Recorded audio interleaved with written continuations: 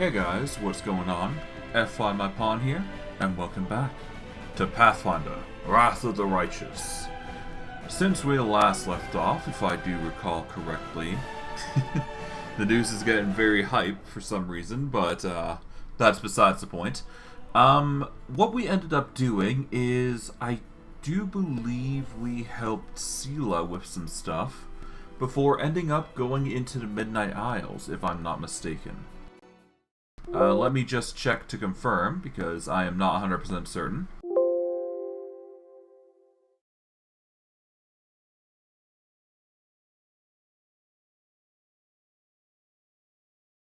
Yep, I am correct. We went to help Sela with a marriage and many other antics. For this, in addition, we also went to the Midnight Isles and started doing some more quests there. Or at least more progression, I should say. And yeah, we managed to get quite far. For this stream, what we are going to be doing is we are going to be continuing the raid on the Midnight Isles and hopefully finishing that DLC today. Or at the very least, trying to do so. But I digress. Without further ado, let's get into things and see what happens. Because we got quite a bit to cover.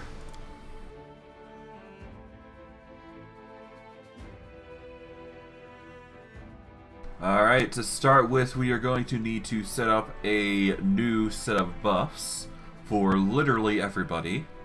But that shouldn't be too hard to cover now, isn't it? It's just going to take some time. But hey, it wouldn't be this game if we didn't buff, right? I need to concentrate. Alright, let's start getting everybody's buffed up.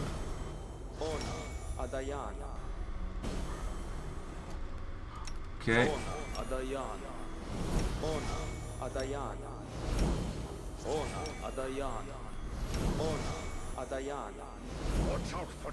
Alright. Skeletal Executioner. Let's get the rebuff on our Wisdom and this. We will align good for everybody here.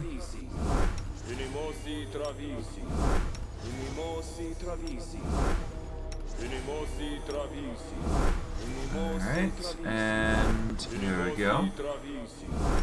Bark Skin. Delay Poison. Resists of every single type.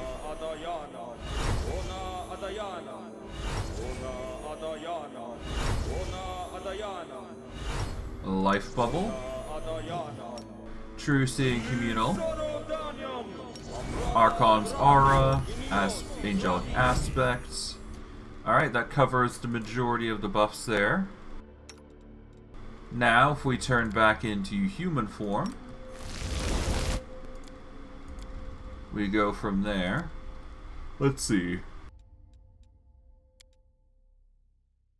Alright, we've got that. We've got this to cover. Here we go. There we are. And Animal Aspect Greater is going to be used to increase what? We're going to increase the movement speed here. Alright. We'll now do Bark Skin for the more important individuals here. Alright, Bismuth. Magic Fang. There we go. Alright, now freedom of movement. Alright, and one more for the Executioner here. Alright, this. That. Alright. Feather Step for everybody. Alright, Legendary Proportions we don't need to cast again. So we'll just focus on the Cat's Grace and Bull Strength. Alright, Wild Shape into a Bear. Because I do believe... Yep, Legendary Proportions is doing wonders already. It seems like Legendary Proportions and Wild Shape is actually conflicting, even though it shouldn't be. Yeah, for some reason, yeah,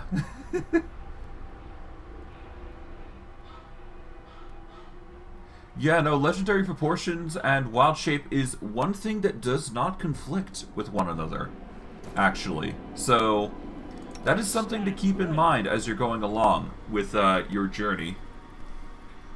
We do not need to buff with Triclops, though, so that is something to keep in mind as we're going along. Stands in my way. Alright, we're gonna rebuff here. Alright, we remove sickness on everybody just to be safe.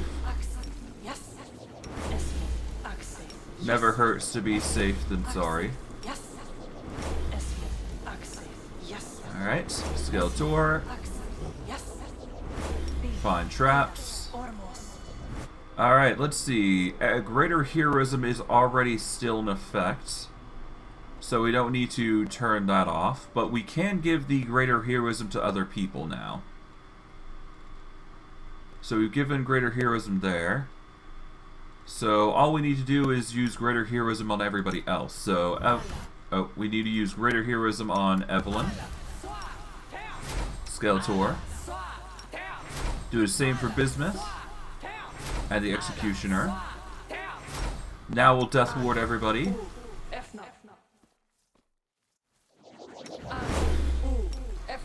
Okay.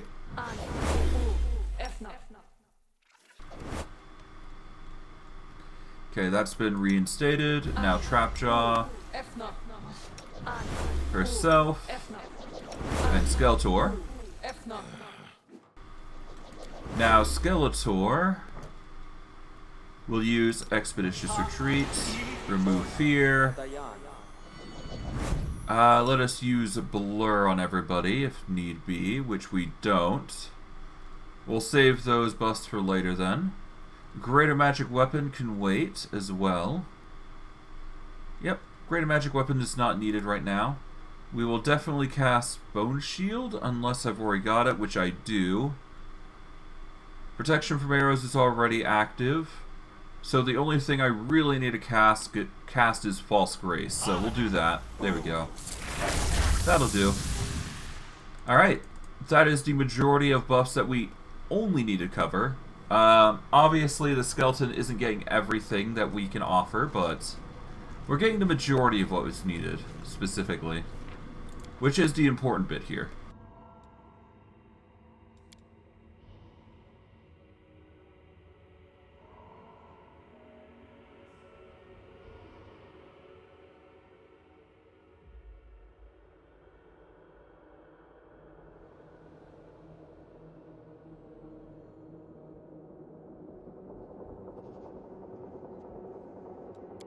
Alright, we'll save up, and let us continue our voyage to the last 3 islands. I guess we'll see what happens. Hopefully it's not too bad, but we'll see.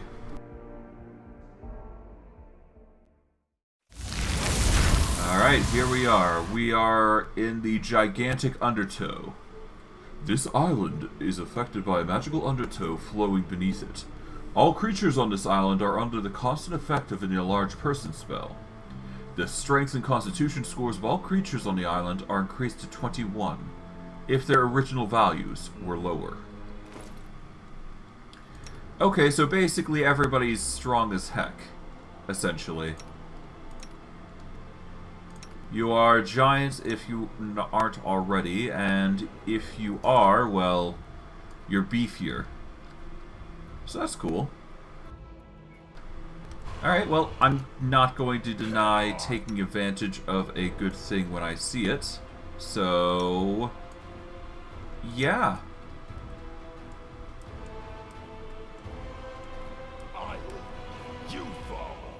Alright, Triclops. Transform into your dragon form, and let's begin. Alright, the rock is bigger and more dangerous, most likely. Alright, Skeletor is doing a Ray of Frost. Blade Barrier, great. Okay, that's a load. An immediate load, no less. Kinda wishing there's a way to ignore Blade Barrier now, but I don't think there is. Not reliable anyway. Way anyways. Okay, seriously, there's really no organization here. Hold on. Okay. I'll make my own legend. Battles await. Alright. We've already got Death of Elements set. I think the biggest thing we need to do is just...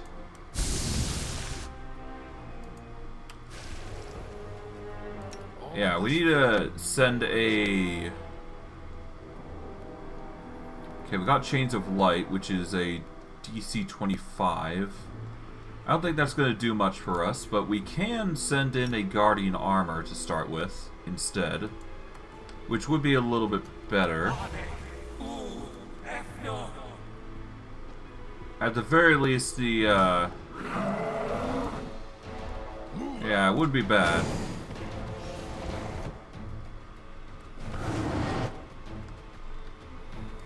Okay, we're going to get Beastman to rush forward, I guess. Hello.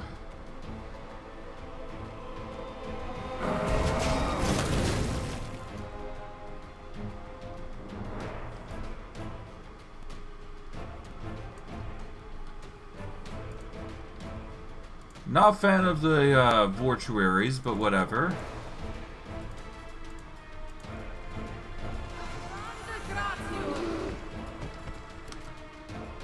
Yeah, you guys need to go far back here. Okay, there we go. Okay, Guardian Armor and the Shade gets removed. As expected, though, the Mortuaries are really just horrible to deal with. Okay, we managed to get everybody together. Thankfully, no damage was done, but that still is really annoying. God, that sucks so much. But you can't really do much about it is a problem. Steel Helm. Yeah. It's alright. I lead, you follow.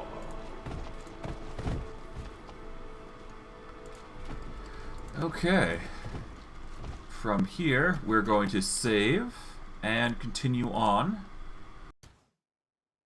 And let's see what we run across.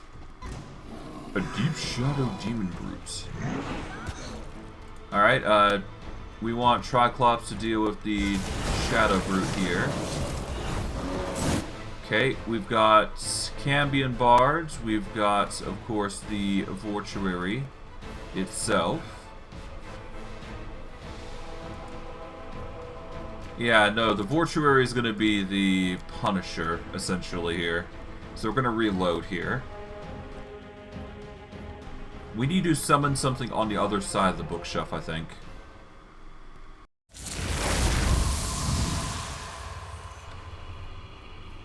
Okay, if we can, I'd like to go stealth.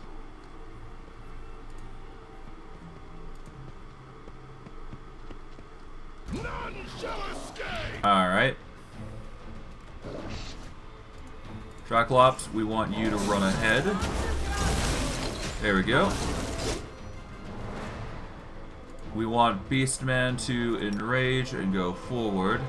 These two should run off. Namely Evelyn and Skeletor. Like so. We'll let Triclops handle these two.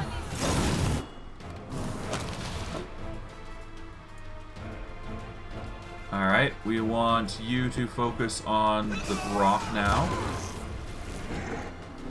You guys are going to go... I'll just have to resort to brute force. yeah, this guy... yeah, we need to get everybody here.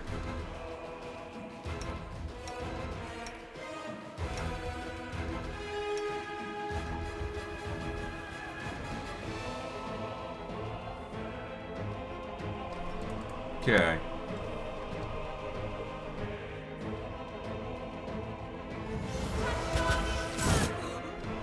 Seriously, Babao?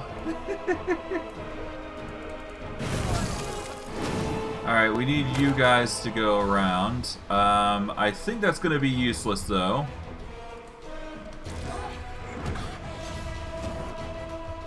Yeah, no, that's going to be kind of pointless because, yeah. Succubus is dealt with. Yeah, there we go. Alright, well, we just wait for the barrier to fade, and we should be good. Alright, come on. There we go. That wasn't too bad. Although I could do without getting harmed by Blade Barrier of all things. That would be nice.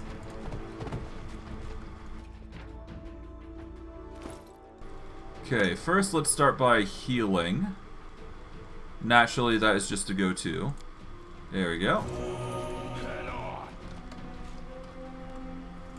Okay, nothing there. What about here? There is a trap that I completely neglected to find. Okay. Alright, well, that's fine. We can disarm it. So that's no harm, no foul. The shadows didn't drop anything worth of note, so no point in confiding in those guys. But we can continue forward with no harm, no foul. I'm just glad I sent Triclops forward. Otherwise it'd be a lot worse. Oh, okay. We want Merman to go and deal with them. We're gonna first focus on the swarm, I guess. Well, no. Everybody but those guys should probably focus on the golem. The sharpshooter is a meager problem, although the con damage is going to ruin us dearly.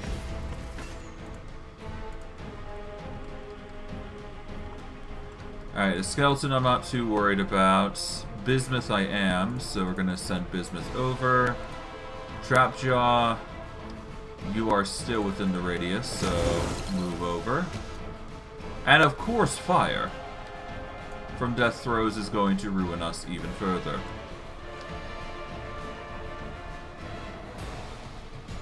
You've made your choice. No fear. Alright. Skeletor, we want you to continue to focus on these fiendish swarms.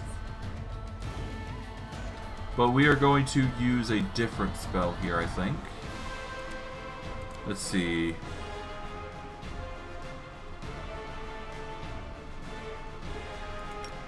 I think a controlled fireball with maximize is the way to go here. But I'm not 100% certain. Let's see, 6th level or lower. I guess Cone of Cold maximized is the way to go here. Actually, let's see, can I... Yeah, I can avoid, I just need to move Triclops over here. We should be good. There we go, 135 damage. Turn that off for now.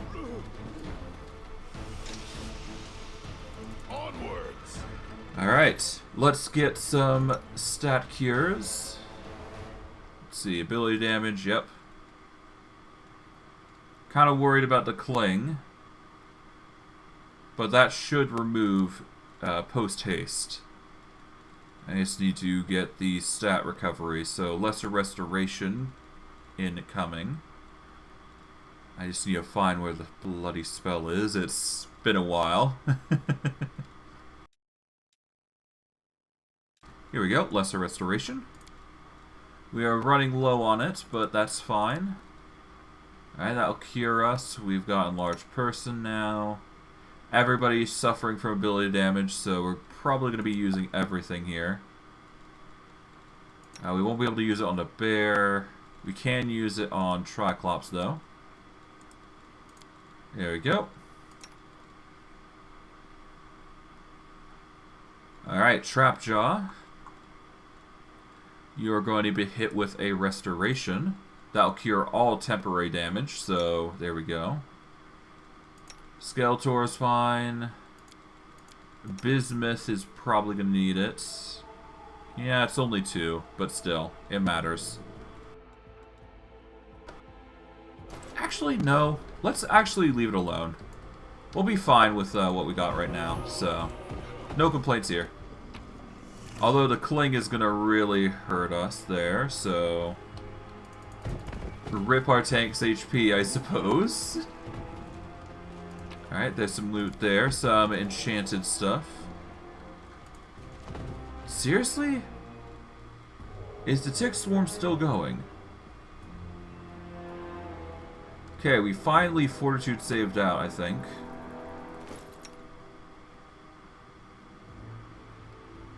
Seriously? Okay.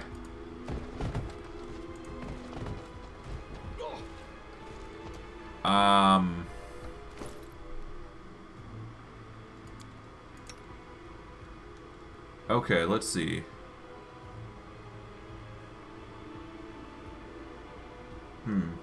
Each round, the creature can remove the ticks with a DC 20 reflex save.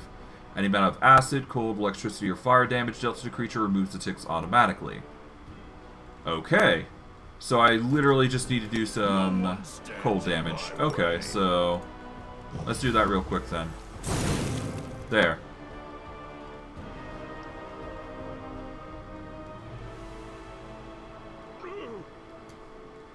Cold damage, right.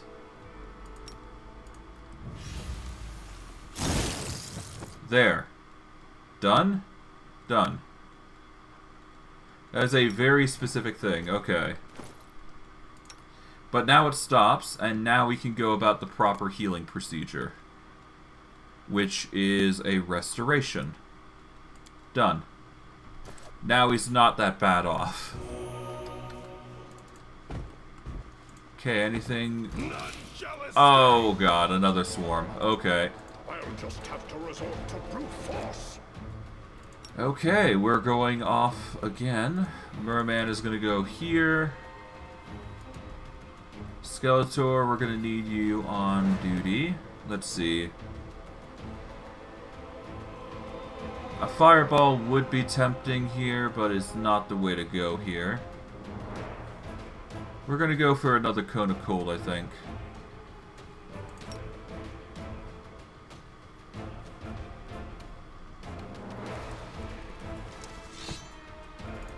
So it comes to this. Alright. Seriously? Alright, there.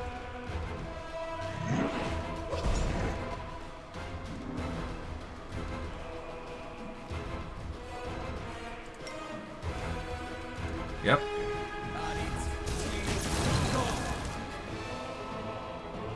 Alright, there we go. And a controlled fireball here. Even at the far distance is necessary.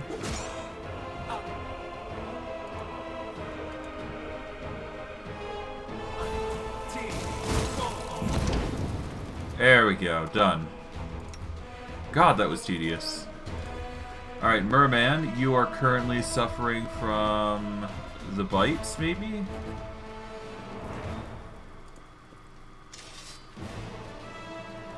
Are you? No, you're not. Thankfully not. Okay, good. That makes my life a lot easier then. Let's save here and continue. Unthinkable truth. Yep. I sense something. Alright, we're going to get Triclops over here to disarm the trap, naturally. We'll move on our merry way over to here. Head on. I think this is the right way, so we're going to go back over here to see if there's anything over here. Just to make sure, after all. Never hurts to check.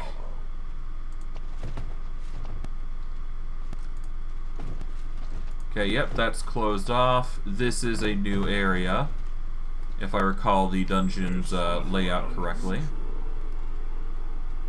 Yeah, there is some duplicates to the dungeon, just most of the enemies are random. Honestly, it's semi-random at that point. Oh well. It's no big deal. I'm not too concerned. The enemies are the random thing in these usual things anyway, so... yeah. Alright, let's continue. Okay, Cambion Cleric is going to be a nuisance, so we're going to get Triclops in here. Nope. You are not causing us trouble. Stunning Screech is not enough to stop us.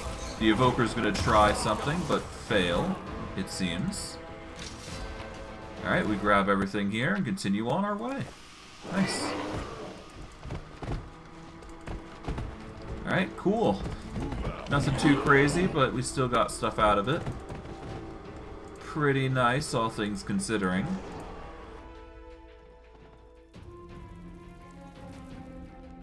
Alright. Now, if I recall correctly, there's a fight over here. Fight in there. And a few other places, but otherwise it's just combat as normal. Yep. Nothing too crazy, just the usual. Oh, there is a caster. Necromancer isn't that bad, honestly. Yeah, we'll let Triclops handle the majority there. There we go. Simple enough. I'd be more worried if there were a bigger threat around here, but thankfully, the fast regen is actually helping in this favor. Or in this regard. Okay. There is loot in the previous room, I do believe. Yep. The shield up here is loot. And that is a bashing shield, apparently. The bashing shield is a heavy shield that is designed to perform shield bashes. It acts like a +1 weapon when used to bash. Alright, let's save. And let's hope we don't run into anything too crazy. Triclops will handle any other problematic enemies we run into, such as the Alchemist, for example. Ow. Okay, well that's a problem sorted. And I guess we continue. That wasn't too bad. Just a bit of a scuffle there. Anything over here? Not really.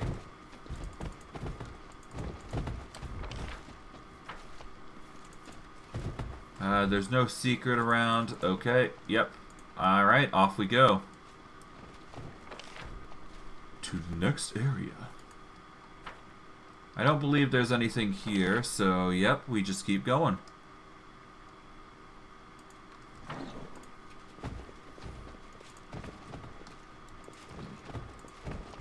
Okay, we save here.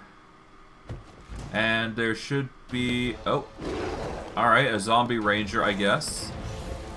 The brass golem comes first. There we go. Okay, we're going to go with the... let's go with the domain of hungry flesh here. Yeah, let's restrict these guys' movements here. Why not? There we go. Now they can't really do much. And if they do try... alright, let's see. The trap here is going to be a nuisance. And the disarm trigger is somewhere that I am unaware of.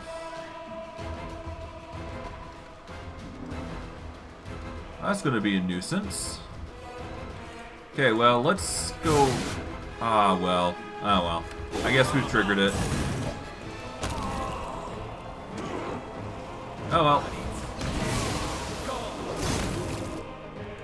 Okay, everybody out of the domain before you get into too much trouble. Evelyn, run over. Okay, Skeletor, we want you to disarm the spell real quick. Yep, open spell book, disarm the spell, there we go. Done is done. Alright, let's grab the loot real quick. Nice. Not too bad at all. Not too bad at all. From here, we've got this corridor here, which leads to a barricade, as predicted. Then if we go over here, then we're going to just run into nothing but... yeah, nothing really. Aside from the loot over here, which is going to get us something nice. Just some potions, nothing too crazy. We'll save here. We'll go up all the same. Even though there's probably going to be no loot. Yeah, no loot there. As expected. And I guess we continue on this direction now. Once we post up, that is. Save. Let's move on. And the last room we're going to is going to be in a big enclosure, I do believe. Where enemies are going to try and do their best to fight us. Alright, Triclops.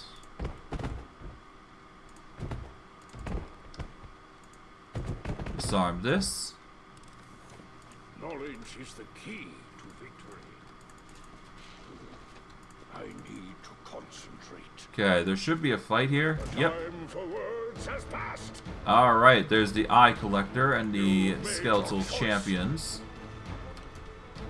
Alright, we're gonna distract the Eye Collector and literally everybody else with Merman here. Alright, Triclops, you're gonna be responsible for the Necromancer here. Everybody else is basically on automatic duty here.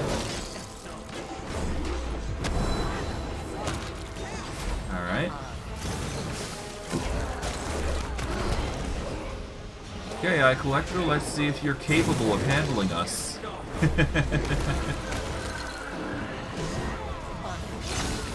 Alright, there goes the Necromancer. Now the Eye Collector is next. How powerful is the Eye Collector anyways? A level 20 Fae. Ooh, interesting. With a 62 AC. Oh. Oh, this is one strong individual then. I see, I see. What is her weakness? Touch AC is the weakness here. Okay, let's see. We can't really reliably use saves to bypass her.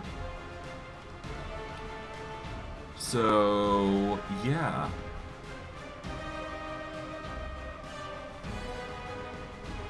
Fortitude negates. If we use the Evil Eye AC, we can reduce her AC by a little sum. So that might be worth it. Okay.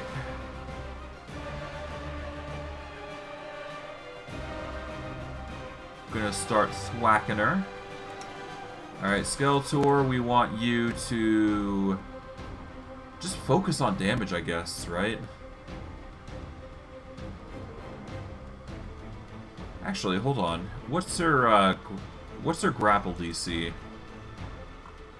Because that'll dictate a lot of what we do. She is immune to combat maneuver grapple. Okay. She's apparently immune to energy, acid, and cold. But cold we bypass anyways. And we deal negative energy for the most part. Okay, let's see.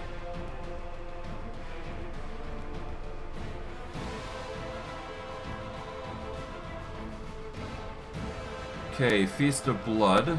Axes exsanguinate. No, we don't want that. Let's see. Embrace of Death is not affected by spell resistance. That would be the easiest way to weaken her, by reducing her con. Does it require saves? If the target fails a will saving throw, it falls into a coma and starts taking con drain. That is not going to work for us. We need damage or half. Or either that or touch. How's our current touch? 16. So, no, we're not likely to get any hits off using normal means. Magic Missile, though, on the other hand, is actually a viable spell here. It is affected by spell resistance, so we would need to bypass that.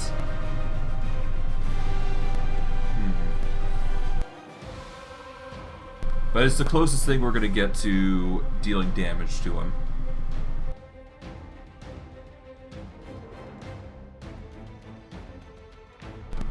If the target succeeds its save, it takes half damage and is fatigued rather than exhausted. I think I need to spam Bone Shatter here. Because at the very least it's dealing half damage and she is fatigued as well. So that is an option. Exsanguinate is nice, but not needed. Wait, hold on. Exsanguinate, you force the target's blood to overflow in its body. The target receives a d6 per cast level and makes a fortitude saving throw. If it fails, it receives strength damage. Okay, so this just ignores the negative effects there. Repurpose is going to deal a d6 regardless. No save. Let's see. Hellfire Ray is tempting, but yeah, no, it's not gonna do much.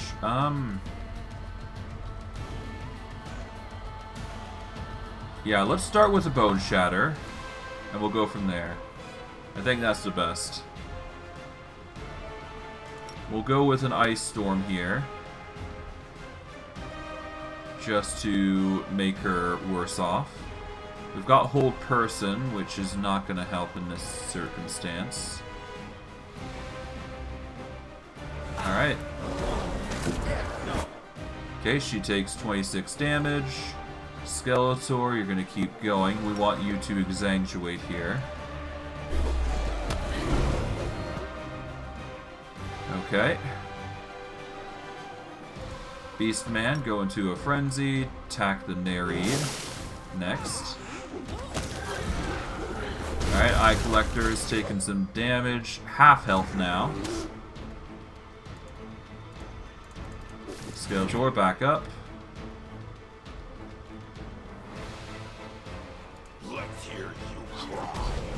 Alright. Magic Missile is gonna hit. Nice. Oh, she's healing for 30. Okay. That's not good. Okay, we're gonna use Exsanguinate again, just to make it even better. Alright, there we go. 50 damage. Nice.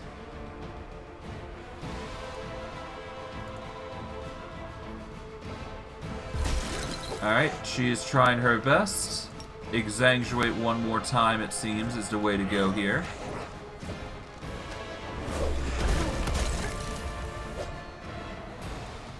Okay, Beastman, we want you to start focusing on the Nereids here.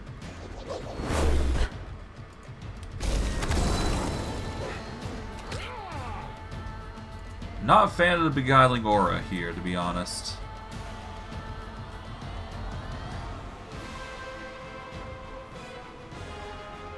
Fascinated, okay. Run them through.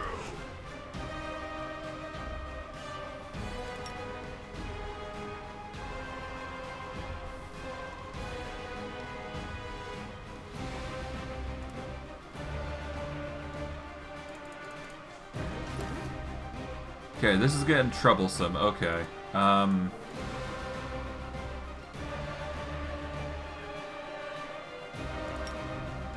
do a quick prayer here. Oh.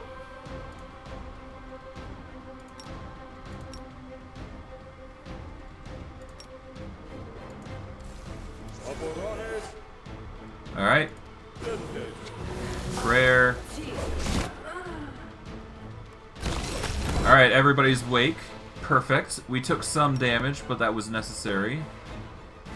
At the very least, it wakes everybody up, and then we can deal with the Eye Collector next with another Exsanguate.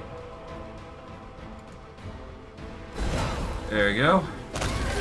Done. Huh. That was tedious, but it was necessary. And it got the job done, so I'm not complaining. Alright, everybody good? Quick! Yep. Else we miss all the fun. Disable this spell so we're not in rough terrain anymore. And now, let's check our spoils.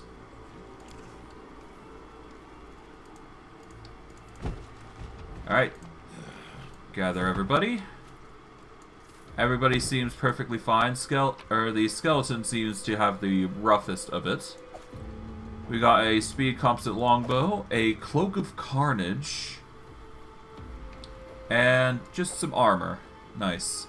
The cloak of carnage gives +5 to Arcana and adds +2 DC to all saving throws against spells from the evocation school the wielder casts.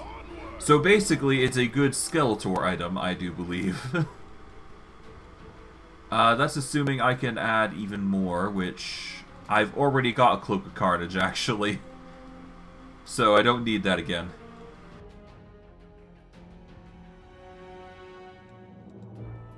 The Steady Finger grants a Competence bonus. Let's see. Heroism adds a Morale bonus. So they do stack. Heroism does not stack with Heroism Greater, though. Something worth noting, I suppose. Alright. Abrupt Onslaught. I don't think we need that.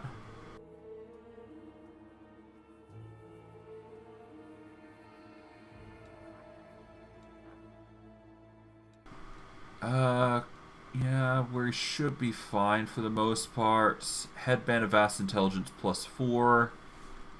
Headband of Wisdom, no. We're basically good. Yeah, we don't need anything too crazy here. Let's see, let's get some gloves going. Gloves of Dueling, we'll give that to Merman. It's not the best gloves out there, but it will do. Stern Hand we keep. Alright, any boots that we need to dish out? No. Any chest or body pieces that we need to hand out? Not really. Or armor, I guess. Robe of False Death would be counted as a body item. If we had robes of, if we had the robes of, water, I do believe I would replace that with the robe of inevitability, maybe. I'm not 100% certain, though, on that. But it would definitely be worth considering, at least. We'll grab the loot here. And I think that's everything here. Yep. Alright, let's just dip.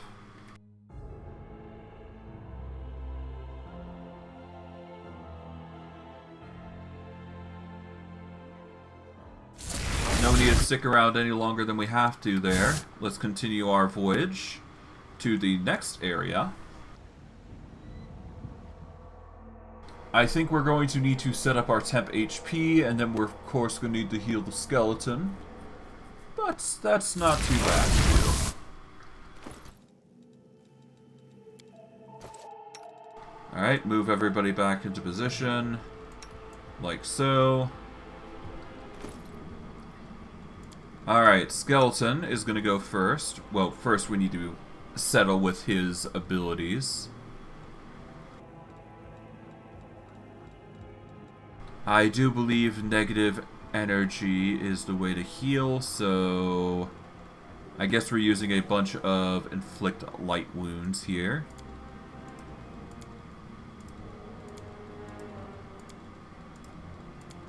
There we go.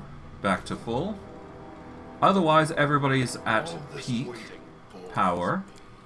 We're going to use this chance to use False Grace for everybody's sake.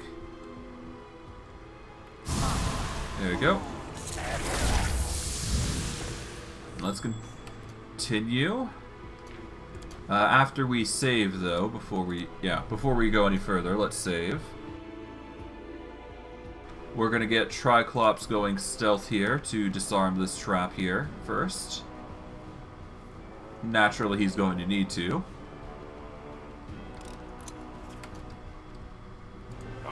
Alright, Merman goes in. Alright. Ah, Cultist Evoker is going to try some combat. Unfortunately, that's not going to help him. Because freedom of movement is OP.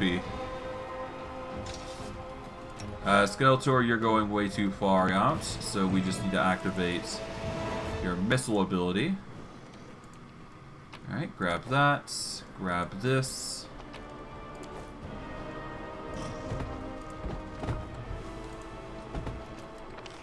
Alright, Zombie Ranger has some loot on him, apparently.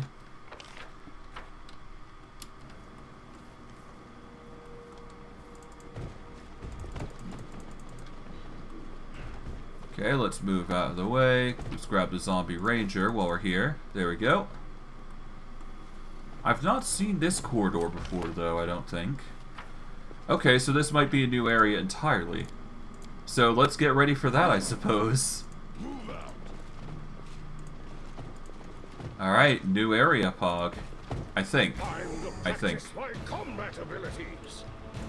Alright, we need to just be extra careful, though. We're not sure if there's casters around. Hellhound Alpha is there, apparently. Okay.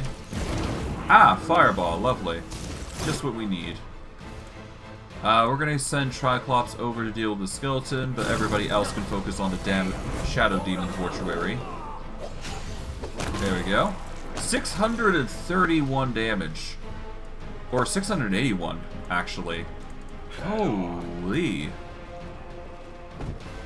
What a damage value. Holy. That's insane. Yeah, no, that's really insane. Jeesh. Let's move already. Okay, let's gather everybody. Gather the loot as we go.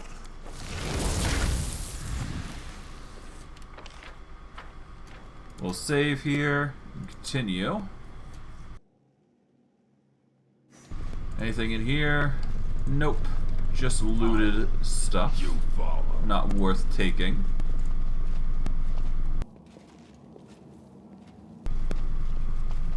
Alright. Save here.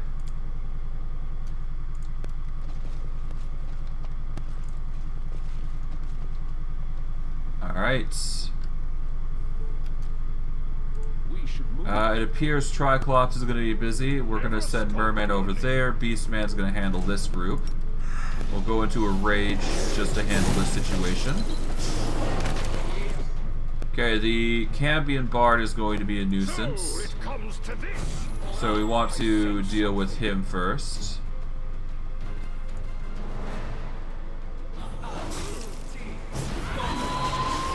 Okay, naturally the shout's going to be a nuisance, but it's not that big a deal.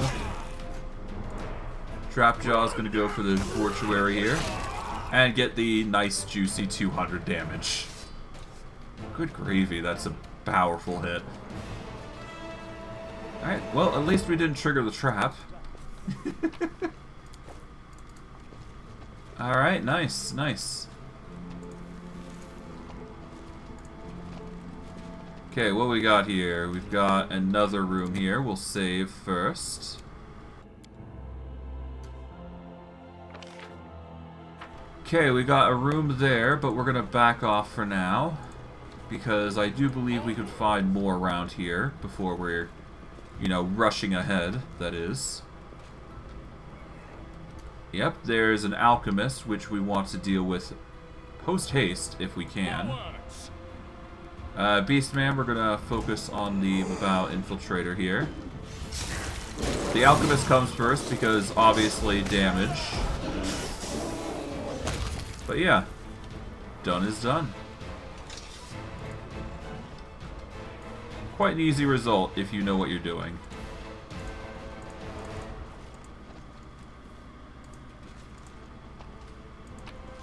Okay, well, I guess I grabbed from there. Yeah, that wasn't too bad. Alright. Now from here we go up. Let's save just to be certain. Because we never know what we're going to come across. Alright, Hellhound Alpha is coming in. Okay, we want Trapjaw to go after the Shadow Brutes. We will have Beastman go in and attack in melee there. There we go. Priorities of targets naturally comes into play. Okay, we're gonna focus on the Cultist Evoker here. Beastman, we want you to focus on them. I said spell, Skeletor. Yeah, a Zombie Ranger isn't that bad, to be honest. Yep. Magic. And he is unable to do much, because obviously his target is one single mind. They're very dead set focused on the tank, naturally. Which is a good thing. It's a very good thing. Okay, the trap is actually leading back up there. The disarm is there, so we're gonna send somebody back. Specifically Triclops being the best at disarming traps. I am finished. And we move forward. Just wait for Triclops to rush back, and we should be good.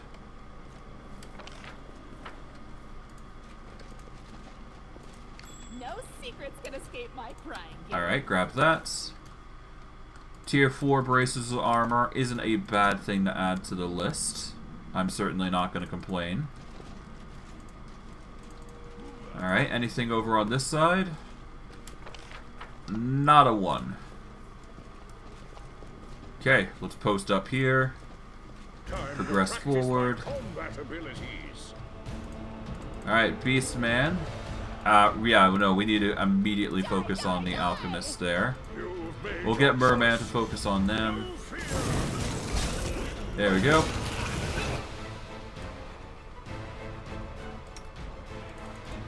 Back up, back up. Beastman, go here. Ow. Well, at least the reduced damage is fine. Ah well. We managed to get rid of them, so whatever. No harm, no foul. Ah, nice. Ah, a secret. Let's pop into here. Check this out. What we got? We've got a chest here, nothing too crazy. A flaming two-bladed sword of +2. Pretty nice indeed.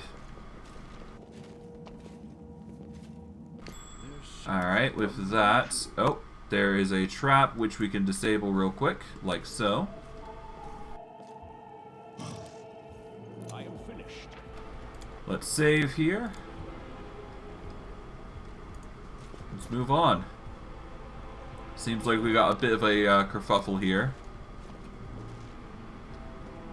And we're still dealing with the gigantic undertow, so that's going to be nice. I think. Beastman, we want you to focus on the Minotaur here. Oh! Apparently the charge is enough. good. That works in our favor. Okay, Evelyn is obviously apparently the focus here. Ow. Okay. Well, at least Evelyn's fine. Well, she can heal herself, so it's not that big a deal. There we go. And worst case, she can use her regen ability, so... she's going to heal a lot, regardless, so we should be fine. Alright, grab those, grab this. Nice, nice, nice. Alright, what else we got? Nothing too crazy. We'll save here. We're reaching the near end of the journey, it feels like. Alright, we're going to get Triclops to go around here. Does anyone require my counsel? I stand ready. Okay. Let's just start. Oh, whoops. Victorious. I think we're gonna need a load.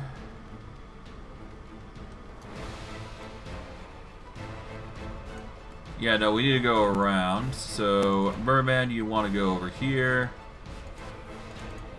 Yeah. We want everybody to go here.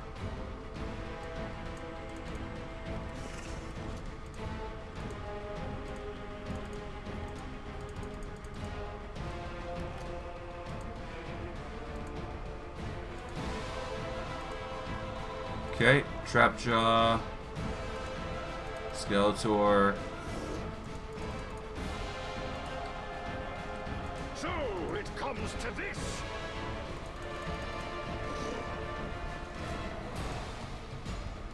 Alright. Like so, there we go. Die. Alright, now we deal with the Fallen Time Guardian here, who's gonna try and do their best to ruin us, but to no avail, because their defenses are not gonna work against us. Yeah, no, they're gonna have a troublesome time. Period. Yep, nope. Their abilities are not going to work. Okay, cool. We'll disarm the trap now. It is done. And let us deal with, let's see. We've got Wind's Breath, which gives us a +4 morale bonus on initiative. And we got Star Rattle, which is probably another unique item. As you pick it up, you sense an echo of an ancient memory. The great night has come. The night when the precisely crafted trap of deceit, ruses, and guile will be strung. The time it has taken me to lull me little thief into unwariness. The skill I had to employ to make him believe me treasury is unguarded. I wait, motionless and cold. Here he comes, the melodious jingling heralds the star rattle. He bypassed me traps. How nimbly and nonchalantly he evades these dangers. His spells sweep the entire treasury and tell him that I'm not here. And that is when me thief dares to lay a hand on me his prize. He thinks he has prevailed. His fingers sink into a scattering of purple pearls, shining hypnotically in the dark. Cold, glinting, magnificent. Me thief thinks that they are his prize. Instead, he is mine. The pearls stick to his scales and change shape, taking on their true form. That of the demon lord Neandri, master of gems. Me thief hisses, having realized that it took on the guise of his coveted treasure. I grab his wrist, clamp my hand around his sunken chest, I squeeze.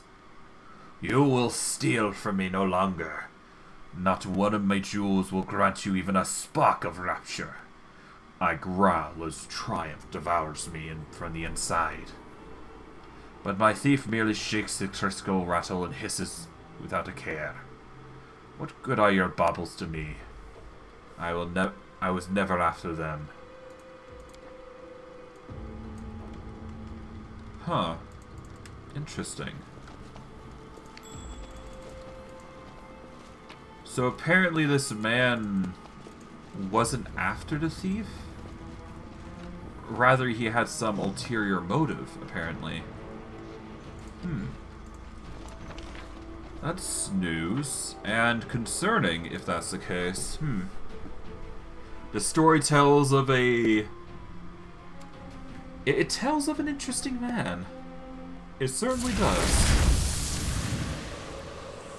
Alright, helmsman. How you doing? I have to go. Navigator, how you doing? Nope, we're good. Alright, I think that's it. We'll save here, because this is the high point of our voyage. So I guess we are going to the final location. We've handled most of the threats so far, so why not one more?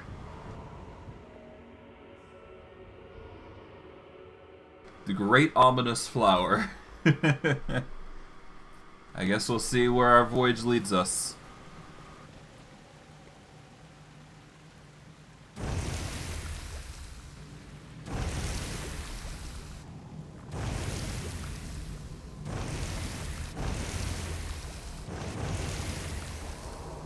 Huh. Okay. Intriguing.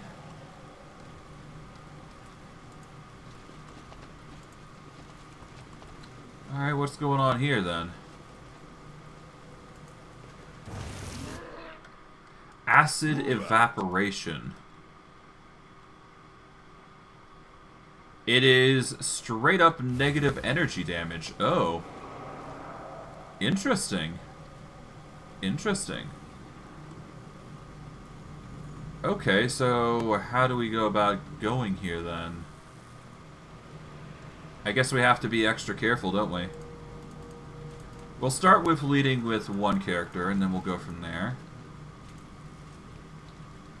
Gotta be extra careful, though. Alright, we're gonna organize our group a little bit. There we go. Yeah, we'll start with one of everybody going forward. Want everybody to set up, after all. All this waiting bores me. I do predict that we are going to run into some problems. But nothing too crazy. Yeah, we're not going to be able to go over there, I don't think, nor over here, so...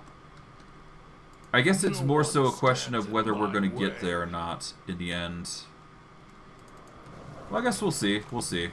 Battles await. Battles await. Alright. I'll take the bait. This way. Over to here. Alright. The tank obviously needs to go. Alright, we want him here, I suppose. You are going to go over here, as are you. There we go.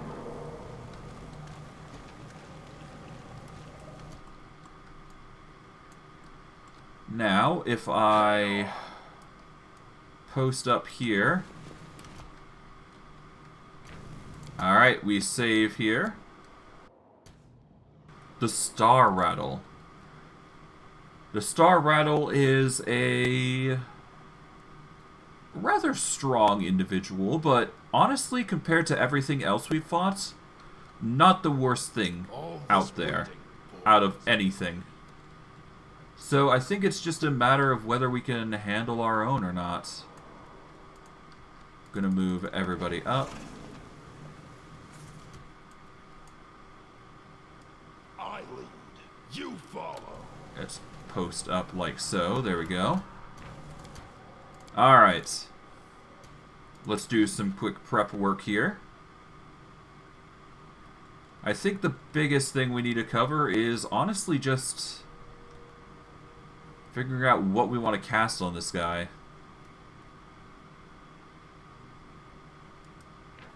Okay, so let's see.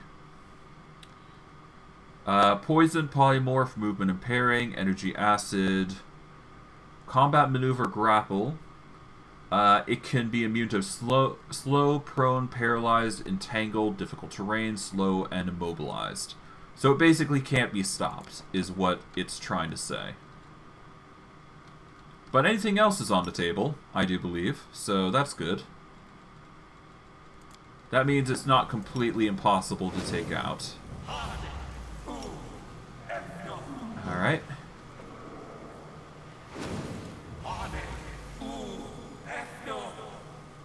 Okay. I see blood. That's all it's gonna be. Okay. Star Rattle's next.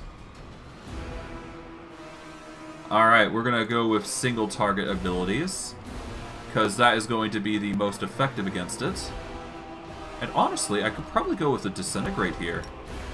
And that would work the best. Its DC is 27 though, so it's going to succeed regardless for the majority. Let's go with...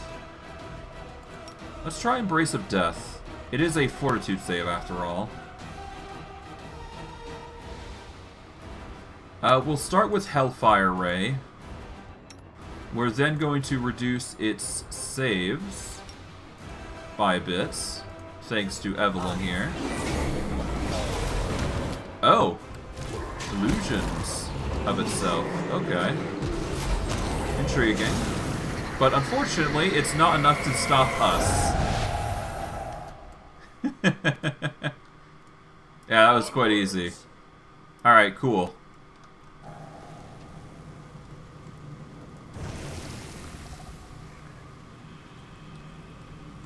Alright, I kind of wish I could loot the guy, but I guess not. Alright, what loot do we have? We've got the Broken Trickster. This mask grants its wearer immunity to poison, and a +6 enhancement bonus to Wisdom and Charisma ability scores. It also makes it impossible to identify the wearer's alignment. Whenever the wearer takes damage of any energy type, they gain resistance 20 to this energy type for 1 round. Whenever the wearer takes physical damage, they gain DR 20 for 1 round. That is a very powerful head item. It's actually something I'm going to wear for Skeletor, actually. It does negate quite a bit. Mainly the Eagle's Splendor, though. But it's actually the best item Skeletor can wear. Because obviously it's going to increase its charisma, which is important. As for the perception, as for who gets that, let's see. Who's got the best perception so far? The best perception is actually coming from Beastman, so we're going to change Beastman back, and we'll go from there, I suppose.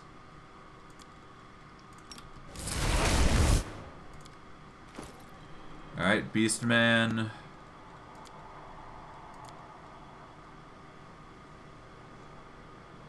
Let us give you the goggles here. We don't need to give you +2 damage against swarms, obviously.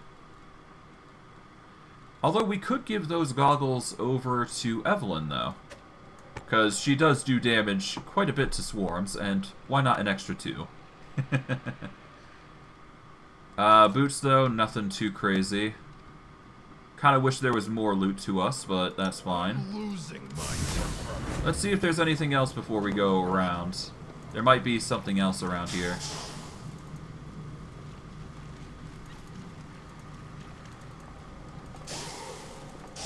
Okay, nothing there. Anything over here? Nope. Alright, nothing too crazy around here. Adventures await.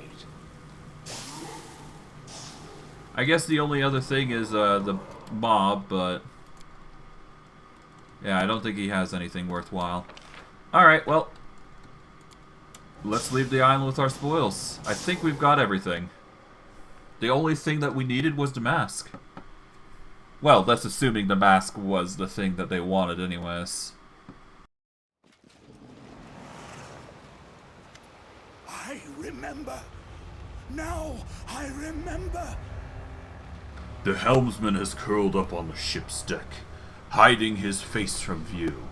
Lumps appear and disappear along his back, beneath his robe. as though there isn't a human body underneath, but a metamorphosizing ball of slime. I remember everything. My goal, my purpose, my name.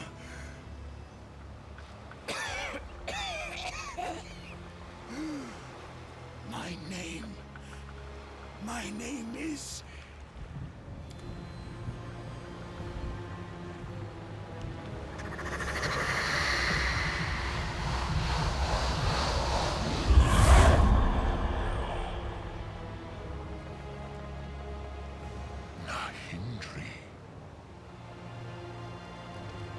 But the demon lord Nahindri died many centuries ago. You! How dare you disturb me? How dare you interrupt my eternal suffering? For this, you yourself will suffer! A wave of heat hits you in the face, but heat alone is not enough to defeat you. Your mythic powers, instinctively awakened by the threat, shield you from the demon's attack.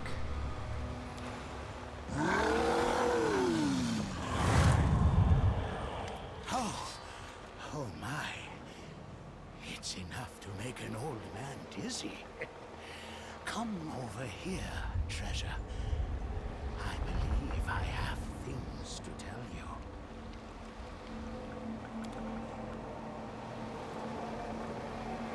Yeah, certainly. What the hell, man? I was right to bet on you. I see. You aren't scared of some feeble shade of the past. A shade of the past. Me past. We have found our first treasure, my memories. Know that I'm all that's left of Nyandri. Once the greatest and richest of demon lords. I was tricked and slain, but a demon lord can vanquish even death itself. That's why it is we sail. You are after the treasures that were once mine. Don't be shy. Line your pockets. Nyandri is generous, but I seek something more important. Something immeasurably precious. Myself. Do not fear the shade that hides within the chain. Do not listen to it. Or better yet, forget about its existence. In a way that shades me, the pathetic and potent part of me. I wouldn't tolerate its presence on me ship if it didn't have its uses. It holds the shreds of me memories, and shows me a way to that which used to be mine. That ludicrous chain is as our guiding thread. By following it, we will find all of me treasures. But now is not the time. I need to regather me strength and reacquaint myself with the memories that have returned to me. We will set out on a new voyage later.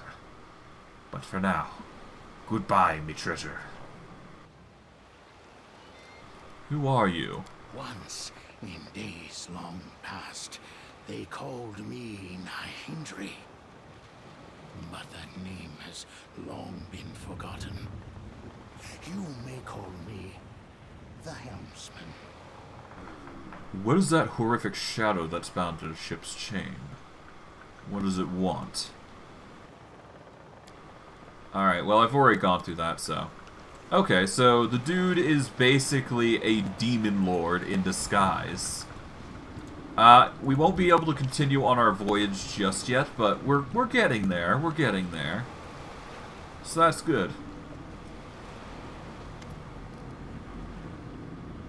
What treasures have you already managed to acquire? Nothing too crazy. Okay. Alright, anything in the treasure hunter chest? Let's see, we got Sovereign Dragon, a letter from Lady O, and we got a nice little shirt. The Ambrosial Attire of the Arcane Annihilation. It gives a +4 to attack rolls with ray attacks, +1 point of damage, per dice roll to fire, acid, force, cold, electricity, and a +4 on cast level to overcome spell resistance. Oh my god, that's powerful. To the commander of the 5th Crusade, I sincerely hope you will accept a little gift from an anonymously well-wisher. I would be happy to stand shoulder to shoulder with a brave soul doing battle with the demons, but me personal affairs prohibit me from doing so. Therefore, I'm sending you some of me gear that served me well during my travels. Just like me, you are well versed in magic and rough tricks, so I believe you'll find this gift of mine very useful. Best regards, Lady O. And the Sovereign Dragon, will carry it around, but we're not going to be using it, to be honest. So we'll go from there. Alright, well, that's the journey so far. We won't be able to go any further until we are called again, which is hard to say when, but we'll get our call. We'll get our call to battle at some point.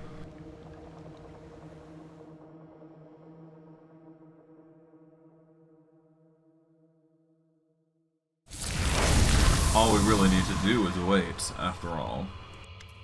Alright, show me the equipment you have, Chaplain. We're gonna sell some stuff to you.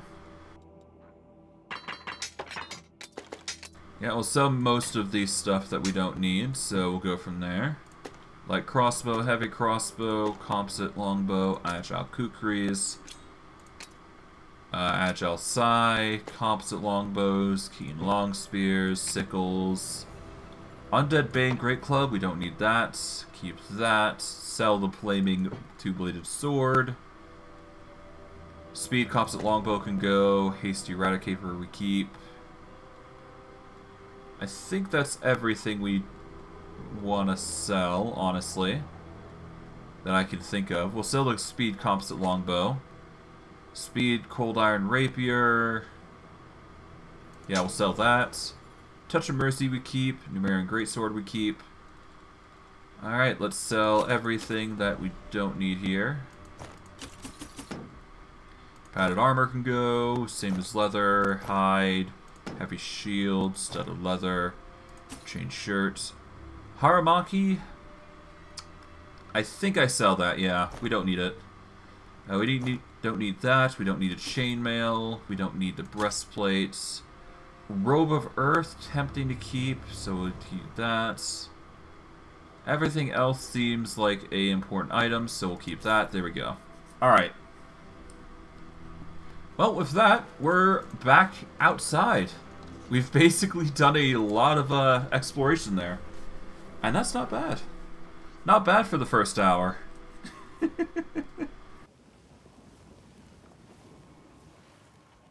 That does mean, however, that we've got something to look forward to in the future. We've got more combats and many other things that can help us grow in wealth. That, or it's just going to give us a little side story that we'll love and enjoy. But all the same, we'll see what we find. Alright, then. Let's see, is there anything we need to cover with edicts? Not really. Not from what I can see anyways. Advanced Squadron 2's rushing over. Yeah, so we'll get Advanced Squadron 2 over here. Okay, we're down there. Move that there. Advanced Squadron 1, we want you over here. Yeah, so we'll have Advanced Squadron 1 here. Advanced Squadron 3, you're responsible for this quadrant. Alright, Defense Squadron, you're fine. Defense Squadron 2, we want you over in... I guess we go over here. There we go. Alright, Undead Wanderers are fine. Crusader Army 6 here.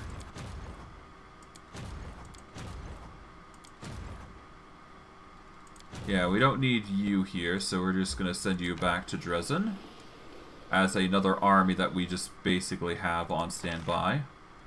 We don't need to recruit anybody else, so we'll just leave that alone for now. Alright, well.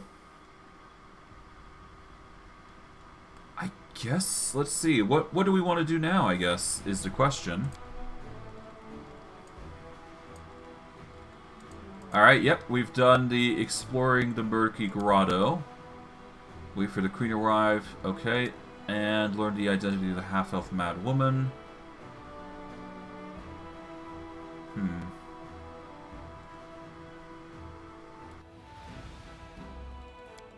The Wayward. We've just got to wait on that. Finian's Awakening.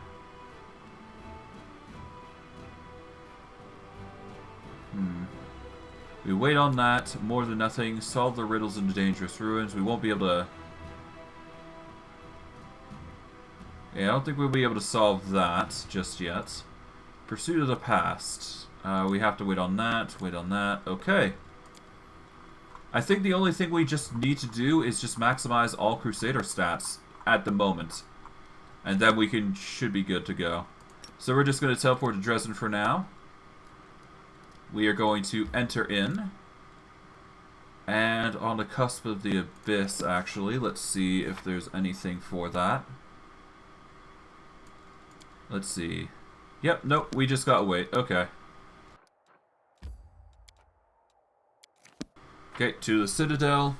Let's just do Kingdom Management and past days as we go. We'll do one rest day, so that way we get our spells back. But other than that, we should be fine. My hope is some things go down as we go and continue these days haphazardly. But we'll see. We'll see. Get some rest in. Organize justly. Start with you. We want to change from Skullberry Pie to a cheese crostata. Yep. Spell scribing. We are going to add in another scroll of displacement once again. And begin resting. Because displacement's a very powerful ability.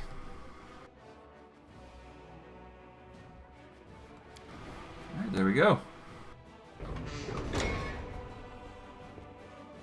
Alright, our spells are back. And now we can start managing Crusade affairs once again. Because obviously we got nothing else better to do before the time triggers, so might as well wait, right? Let's see. Okay, so we got 4 days on those. Development's fine, economy's fine. Okay, we can start doing refugee recruitment, I think.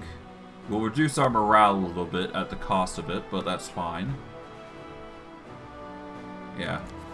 Let's get some refugee recruitment to increase recruitment rates. And I guess let's skip some days, unless we want to go on to building some stuff, but I don't think we need to. Let's see, leadership's at 5. Logistics are at 4, so we're going to need to build some stuff here. Yeah, no, let's go into building. I think we need to build up our logistics with that regard, so let's do that then. Okay, let's see, what do we want? Hello, Aqueduct, how you doing?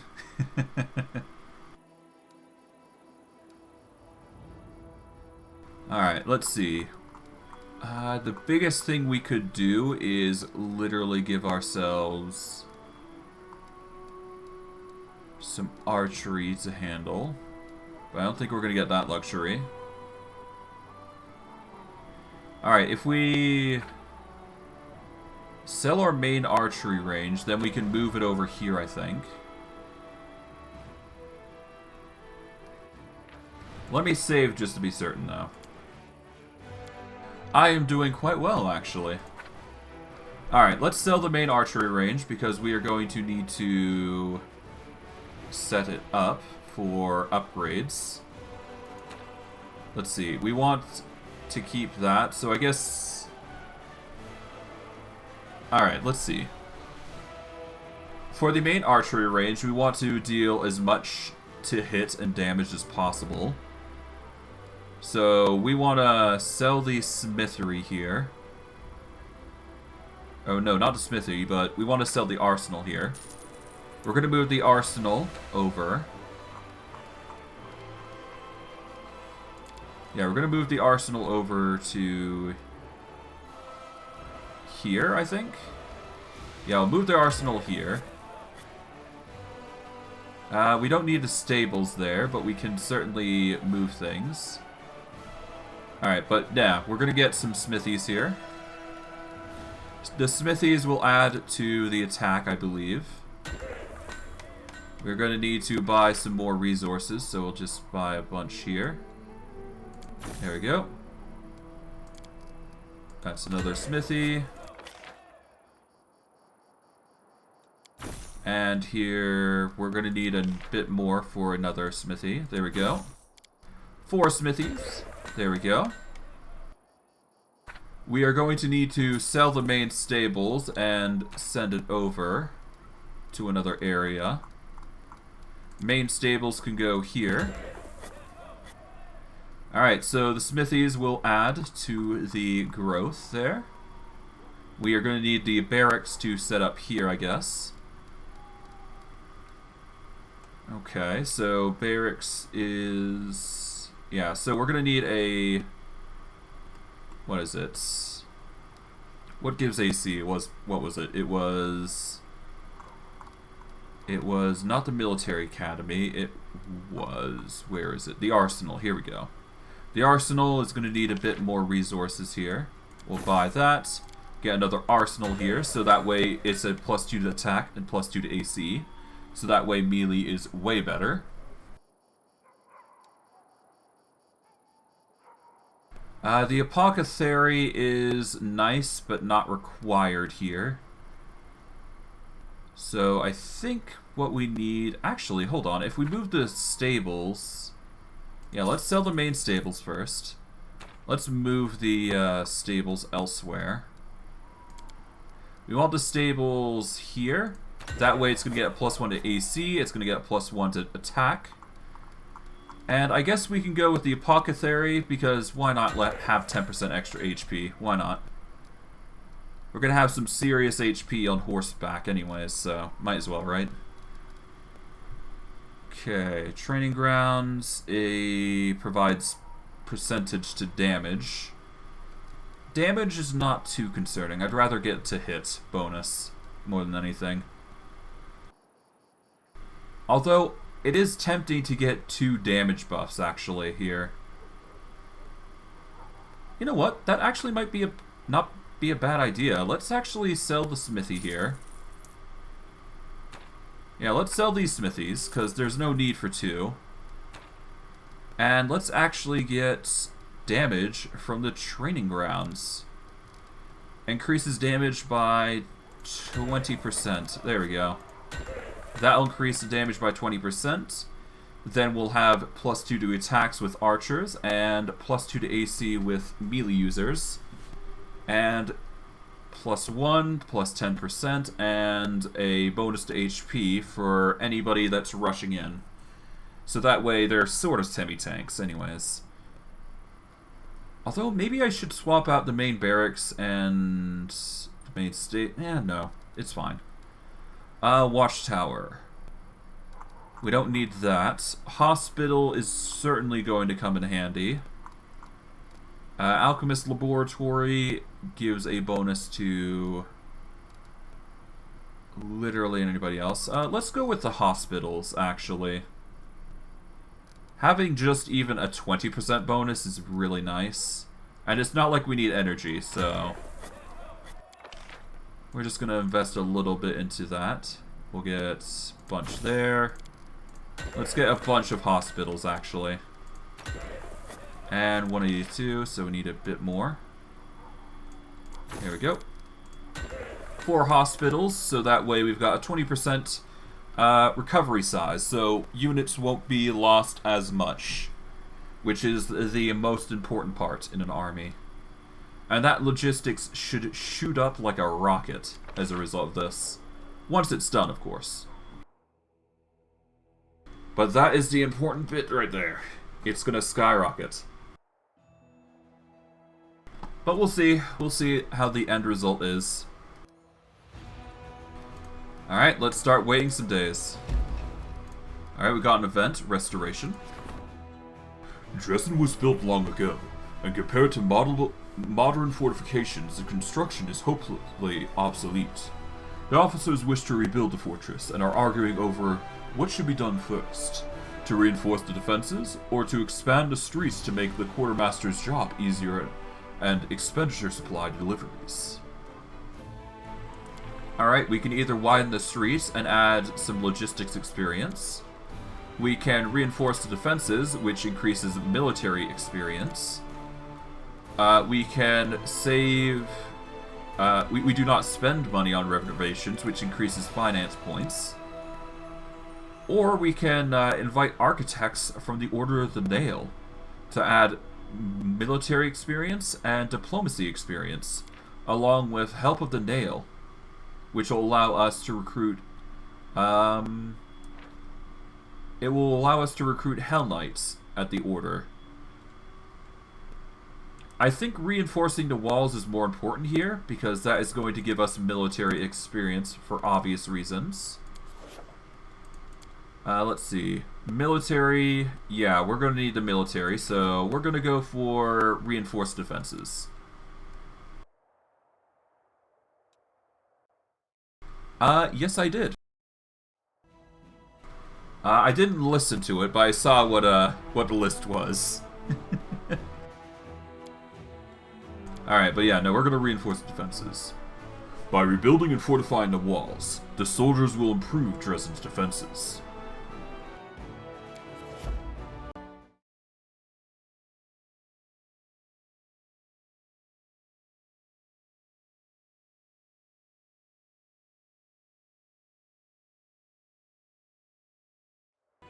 I honestly don't know why, but you do you, man. If that's what you want to do, go ahead. Alright, that's the restoration done. Okay, campaign. Is there any recruits that we need to recruit? Nope. Okay. In that case, we save, and once something exciting happens, we'll go with that, I guess. Alright, a decree has popped up, reinforcing the walls. Yep, we're issuing the decree immediately to reinforce walls. Alright, we save because nothing too exciting has happened. Okay, nothing. Enchanting the ghostly pathways has been done, and we've got an outpost to bastion expansion, alongside enchanting the ghostly pathways. Alright.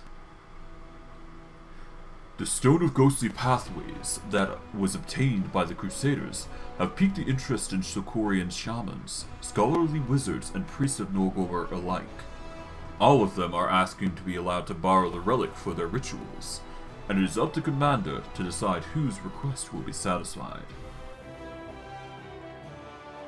Alright, so the shamans will give the ancestral retribution, which, whenever the fighter is fighting defensively and lands a first attack in the condition, the enemy is pushed away 10 feet and is knocked prone for 1 round. For the mages, it improves all wearers' summoning abilities. All summoned spells of 6th level or lower are maximized as though using maximized spell, and the wearer also gains a +1 insight bonus on attack rolls against outsiders. So basically, any summon spell is maximized as per the spell. Alternatively, we've got Clemency of Shadows. You can activate the ring to create an almost transparent silver lining that connects to all party members within 30 feet. While in this state, you share an unbreakable bond. While under this effect, all members gain an additional attack of opportunity per round, and if an attack of opportunity was a critical hit, the enemy is staggered. If one of the party members falls unconscious, a giant spider is summoned to fight alongside you for 3 rounds. This is great in a pinch, but it really only works if you have an attack of opportunity party, which is not common. Planar Navigator is good for summons, which technically we use, but technically we don't, because most of our spells aren't technically summons. We're still going to go with Planar Navigator, though, because it's the best, so. Dismissing the superstition of savages, the wizards have studied the Stone of Ghostly Pathways, and turned it into a useful tool for planar manipulations. Perfect. Alright, we got some other decrees that we can cover. Let's see, we can't deal with the Outpost of Bastion just yet, but because we need material points. However, we could easily get enough resources to make that happen, so we'll just immediately spend some money there. And now, we can order another Outpost to Bastion expansion. Alright, morale is currently very high, so we're fine there. Refugee recruitment triggers in 3 days. So this is going to require 7 days to solve. Let's see. So okay. Cost of recruiting. Yeah, no, we don't need that. Transforming the soldiers into the warriors of the device is a tempting one. We could also deal with a relic, but it really comes down to personal choice at that point.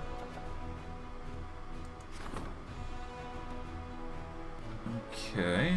Nope, we don't want that. I think it's time to get warriors of the device. Why not? Let's increase our army size by doing that. Anything else? Not really. We can study the Sword of Valor at some point. We just need to set things up. We're going to go to the map first. And we're going to go to the camp on the ferry and upgrade that, because that is going to be our next fort, which we will establish. We are going to start by building this puppy up. And we're going to start with the market as expected. We're going to need a teleportation circle, so we'll invest some coins into that. Teleportation circle goes here. Actually, no. Let's move the teleportation circle. Alright, teleportation circle goes here. Let's see. Training ground. We'll set that there to increase damage of archers again. I do not personally know how to play the guitar, no, unfortunately. Okay, if we sell the supply center, we can move it over here, the same for the citadel. And then we can increase the damage even further of archers, I think.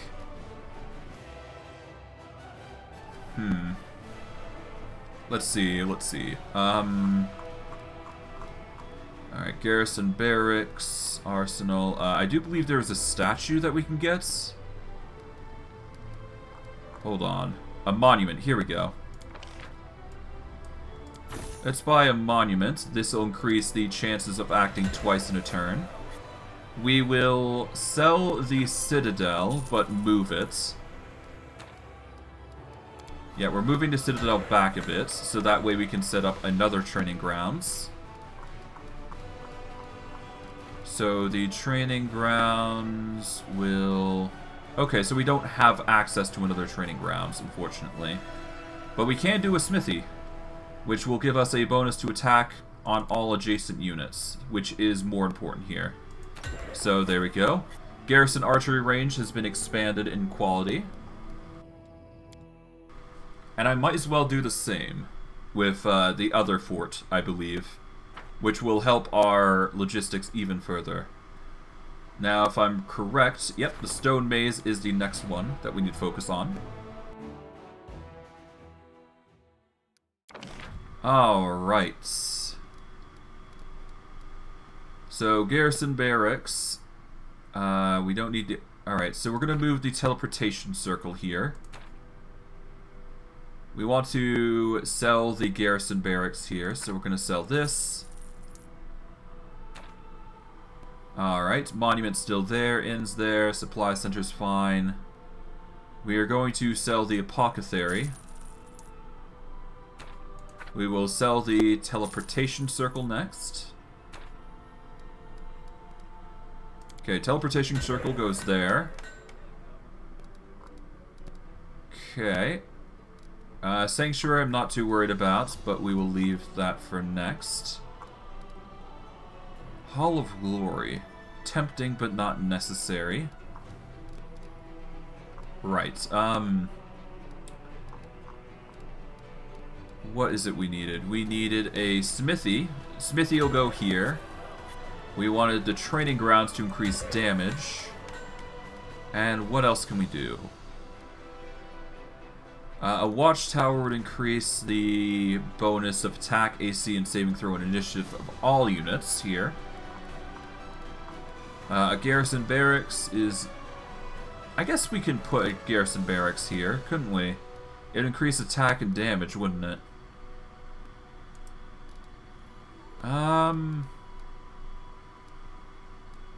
How much would be for Hall of Glory? Let's see. Hall of Glory reduces the cost of recruiting mercenary units by 5%. Only 1 per fort. Still a sum that we can utilize because we're going to be recruiting a lot of armies from the mercs. So might as well grab that. Alright.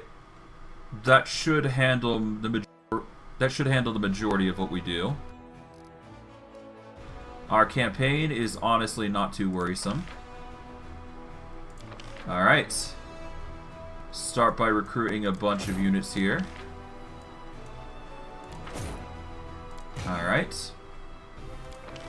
Let's recruit the marksmen, the conscripts, and the barbarians. Alright, let's see.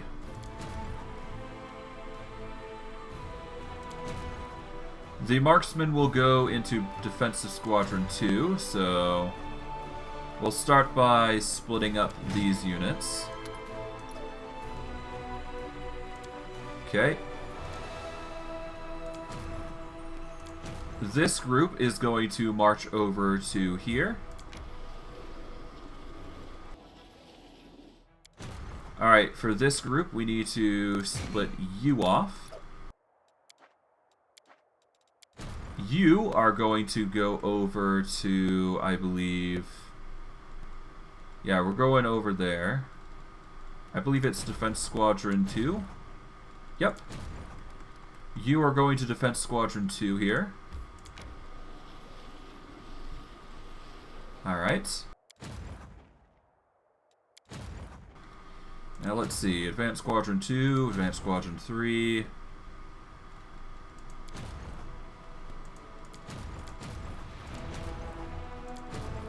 Alright, you two are actually going to go over to here, I do believe.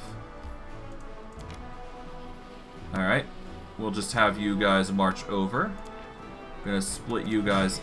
Well, no, we don't need to split you up just yet. Okay, you're good there. Defense squadron's fine, okay. How about you? Conscripts and barbarians. Do we have any conscripts or barbarians in our squads? Not yet, no. So that's probably going to be yet another group of armies to look forward to. But nothing too crazy. Okay. Alright. We'll save here.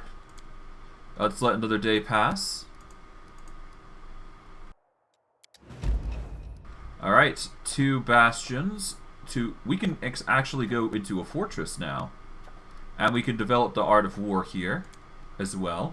Because we've increased our military rank up enough. Just barely. We just need to up the logistics, I think. And development and all that jazz. Okay, nothing too crazy though. No events. There we go. refugee recruitment has been done. Morale has been reduced by 20, but that's fine. We can easily increase that.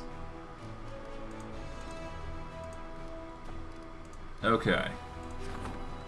That's going to require military. Bastion 2 expansion is going to require logistics. And it's going to require 1,000 resources, which is easy enough. There we go. Let us upgrade. Well, thankfully we just need to wait, so that's good. Refugee recruitment. Growth of trainable units increased. Okay. Hunting down mutiny is going to be needed. Let's see. It's decreased by Alright, so mercenary recruitment is decreased by 10 if we do it. We'll save it for now. If it becomes a problem, we will address it. But otherwise, we should be fine. Let's see. Xanthir's experiments are not needed, so... Logistics reform comes in. We gotta rank up here. And it seems like we got 2 objectives here. Let's see what these are. A voice devoid of emotion that the commander heard in his head summoned him to go to the ziggurat. A dry, respectful voice from the Pillar of Skulls tells him of treachery afoot, and how he should hurry to nip it in the bud. An army of thieves. A large group of suspicious individuals have arrived at the gates of Dresden. They wish to join the crusade. Officers have recognized a number of thieves and murderers among their ranks, and it seems that the newcomers are only interested in spoils of war. Should they be accepted? Okay, we can get rogues and bandits. We could get some diplomacy by sending them away. We can arrest them, which will give us convicts. We can raise them as undead, meaning we get 8 skeletal champions and skeleton sharpshooters, requiring logistics. Or we can accept and take care of them with raising heroes. I think it's pretty obvious what we're going to do. We're going to turn them undead, but let's see what we can do with the diplomacy. Honestly, our diplomacy is pretty good so far. It's already at full rank, so I think we can handle just doing this event and raising them as undead. The necromancers will grant death to the criminals and raise them as obedient corpses. Then they will once again be clear before the law. As they should. Alright, we got a logistics reform waiting. And many other things waiting for us.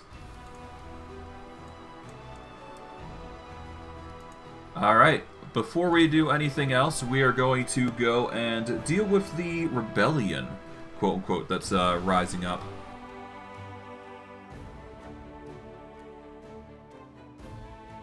Let's just hope it's not going to ruin our plans for the future.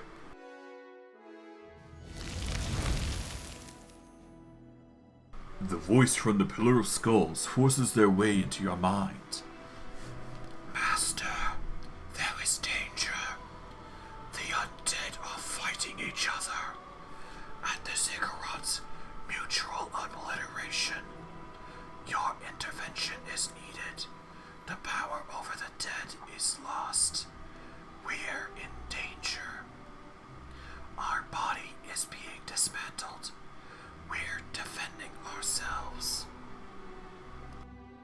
What happened? We do not know. We are thinking. We shall find the answer. The subtle energies are perturbed. The orders contradict each other. Who is our enemy? Entropy. Disturbance of the subtle energies. No outside interference. A coincidence. An expected coincidence. I'll head to the ziggurat right now. Time is growing short. We are facing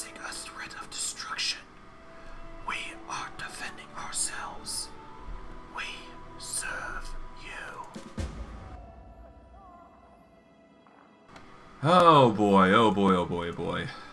Well, this is gonna get annoying real quick. If this is gonna happen constantly.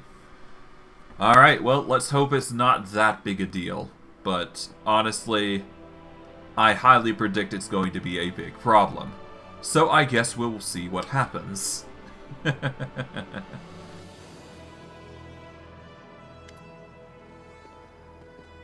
I hope the whispers are strong enough. Oh, hold up, Commander. The thing is, remember how the Crusader went missing a while back and then he was found outside city walls? Disemboweled? Anevia pauses and gives you a searching look. I remember. So the murderer has the murderer been found? No, not yet. Anevia seems to scrutinize your face again, and then nods to herself. But I never gave up on the investigation, even when everybody else stopped digging. I know we're at a war and that people are dying left and right, but that's no reason to turn a blind eye to crime. So that's it, Commander. Another Crusader has just gone missing. He left the barracks to come here. He would have gone past the gates. My gut is telling me that the killer won't keep him alive for long. So, Commander, you need to start searching this area right now and try to find out where he's been taken. This is all quite unexpected. Death often shows up when you least expect it. It's not like I picked a timing. Tell me about the missing Crusader. He's the youngest son of a poor nobleman from Mendev. He's called something like Rillick or Rillac. He's young, barely out of the nursery, and he decided he was a man now, and so off to war he went. You know how he goes. The guy probably just went out to get some fresh air. He'll stroll back in any moment. What's the point of raising an alarm? Listen, Commander. Do you trust me or not? If you do, then just do as I say. Find the kid, and we'll talk. Do you know who the murderer is? I don't have a clue. Anevia's answer comes too quickly, her gaze dropping before she can force herself to meet your eye. What are you not telling me? I'm telling you the truth, and nothing but the truth. I have my own theories, sure, but nothing concrete. So it's best if I keep my mouth shut on that front. What makes you think you can...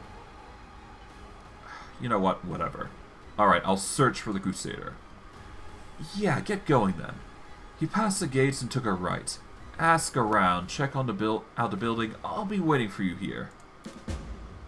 Sure. I've got bigger issues to deal with, though, first. Because, obviously, the Necroplus comes first, not murder. We got bigger issues to build up or deal with. Alright.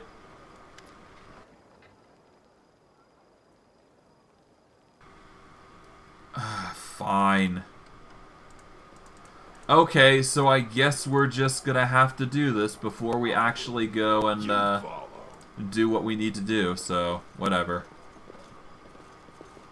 Come on, Anevia. Oh, hey, vampire spawns. Eh. Onwards. Alright, come on, Bismuth.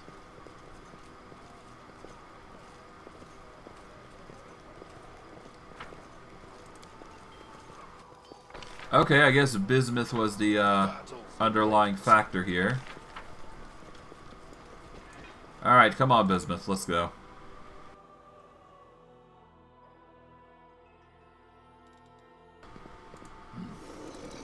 Alright, I guess... A man's clothes are heaped on the floor. They were taken off in a hurry. Okay. So I guess the man got... So it's probably a succubus, perhaps. That's the first assumption anyways.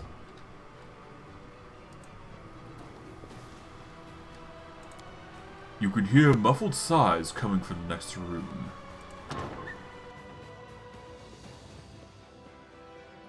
How lovely to see you here. Hearing steps behind her, Camilla whips around and freezes. She glances at the bloody dagger in her hand, then at the dead body at her feet. She says her words evidently. Her lips quiver for a fraction of a second before settling into an unimpeachably polite smile. What's going on here? Socorus is an ancient land. The spirits of these places have spoken to people since time immemorial, and some of those people heard them and were able to respond. The shamans of Socorus were always held in high esteem. They knew the will of the spirits, the will of the land itself. Many Khelids would come to the shamans to learn what the spirits desired in order to gain their support. Camilla pauses, lost in memories that cannot be her own. When the world wound opened and the demons poured into Golarion, they drowned Socorus in blood. The earth moaned as it soaked up the blood of Khelids, crusaders, and demons. The spirits drank this blood, slowly becoming deranged and turning into incarnations of madness and pain. Look what Socorus has turned into. It's an open wound on the body of Golarion. The world wound has changed it beyond all recognition. And the spirits, these poor creatures have been corrupted. Twisted by war, they moan and they howl, but only shamans can hear their senseless cries of agony. I am a shaman. Maria, the spirit I am bonded with, is mad and can speak of nothing but her endless hunger for blood. I give her what she asks for. I feed her the blood of crusaders. Camilla seems suddenly to falter. Her breath grows heavy and her pupils dilate. The spirits of Socorus can no longer speak to shamans. All I can hear is the cacophony of their howls, screams, and laments. But there is a way to restore their sanity. By performing rituals. Bloody but effective rituals. When the untainted blood of the Crusaders cleanses the corruption that Maria fed on for centuries, the spirit will regain her sanity, and I shall be able to speak to her.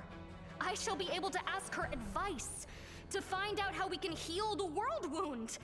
Tell me, isn't this knowledge worth a handful of lives? This isn't your first or second victim, isn't it? How many have you killed? Too few. Maria's hunger is still so great. Her pain cannot be soothed by a single victim. But success is within my grasp. I can feel it. It is even possible that today's victim will be the last. Camilla lifts her chin, but she hesitates before answering. She finally says, too few. Camilla raises her eyes and her voice gains a hard edge as she continues to speak, slowly getting more confident. Who is she, this Minera of yours? Forgive me, I forgot to make the introductions. This is Maria. Or rather, this is her home. Or her prison, to call a spade a spade. The girl removes an amulet in the shape of a bone snake from around her neck. I caught this spirit a long time ago, and I tried for so long to speak with it. My little demented ball of rage. I felt compelled to bind it to this amulet, just temporarily, until I worked out how to help it. If I am to be fully honest, her name, Maria, is of my own devising. She is not yet able to speak to me, but I still needed a name to call her by. The girl gently puts the amulet back around her neck. And why do you think that your method will work? I do not think. I know. I sense things many people cannot. I can infer what the spirits want. For example, there is one spirit hanging over your left shoulder as we speak.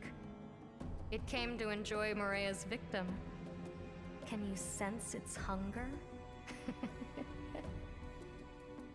Camilla tilts her head to one side as though listening for something. Spirits are akin to animals. You cannot bring a hungry dog to heel. You cannot stroke a hungry cat. To speak to a spirit, you must first feed it. It is not their fault that after so many years of torment, the only thing that can satisfy their hunger is blood. My ritual will work. I did not read about it in books or learn it from some wizened teacher. You could say that I invented it myself, with Morea's help. I just know that it will work, sooner or later. I can feel it. Camilla's expression grows serious as she says this. What exactly are you hoping to learn from this Morea of yours, rather? The world wound cannot be allowed to poison all the lands of Galarian. The spirits of Socorus know this better even than you and I. They may know how to heal it. And if not, then perhaps they will know how to eradicate it quickly and painlessly. We're fighting against demons. It is a just cause. But imagine we win and the demons vanish for good. Do you think the world wound will vanish along with them? That it's something we can defeat with weapons? That it won't burst open again at some point in the future like an old festering abscess? I am thinking of the future of these lands, of how to heal them and restore them. Would you not agree that a few Crusaders' lives is a price worth paying? Who was this young man, your victim? He's the youngest son of a noble from Mendiv. I believe his name was Rillick or Relic. I think the dolt was in love with me. He was ever so eager to come with me to this house. One hint was all it took. Camilla looks at the body in surprise as if she's seeing it for the first time. He is of no interest to me. Morea wanted his blood, so I sacrificed him. The rest is immaterial. Alright, so what are you proposing? My ritual is not yet complete. I have made the sacrifice. Now I just have to let Morea drink the blood. Will you allow me to complete the ritual? Camilla licks her lips and takes a small, almost meek step forward. Complete your ritual. Thank you. This will not take long. Camilla wets her lips. When she lowers herself to her knees before the body, you see that her legs are quaking. But her deportment remains as impeccable as ever. As she goes for the kill. Accept this sacrifice, Morea. Drink of its blood. Drink of its strength. Drink of its life. Camilla lowers the amulet into the open chest cavity of the Crusader, then raises the amulet above her head. Blood drips from the snake's head onto the girl's expectant tongue. We are one, you and I. Our thoughts, our bodies, our souls. What you take in, I take in also.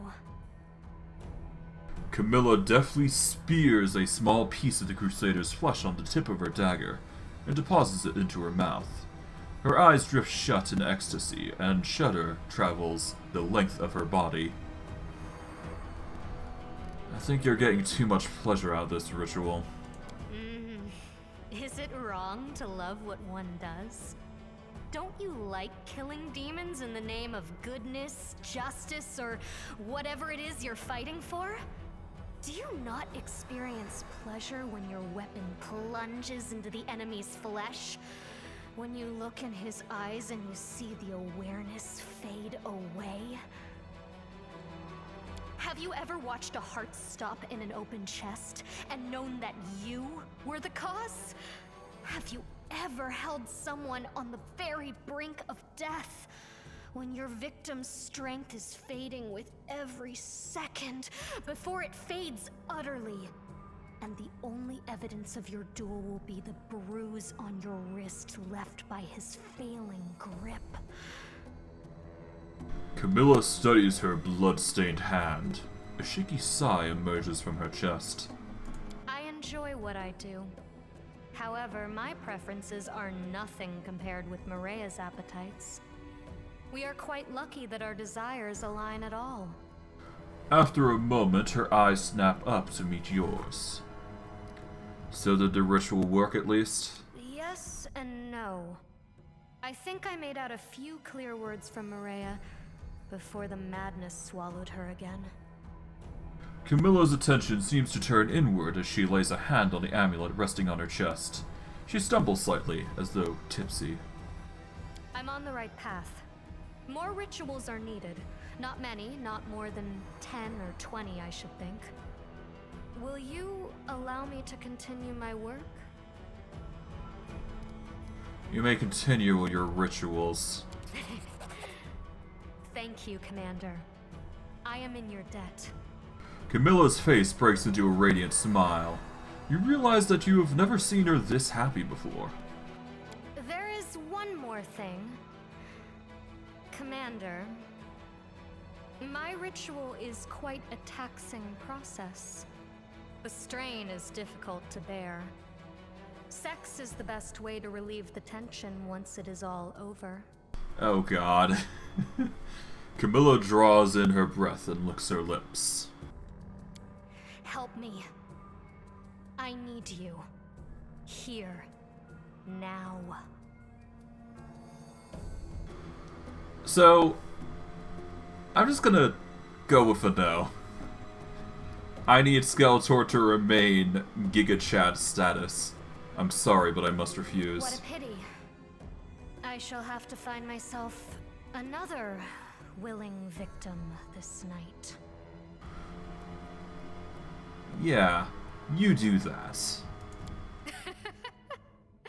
You know, when I saw you standing there, I thought my life would end tonight, but you spared me. Thank you. I would like to speak with you a little later.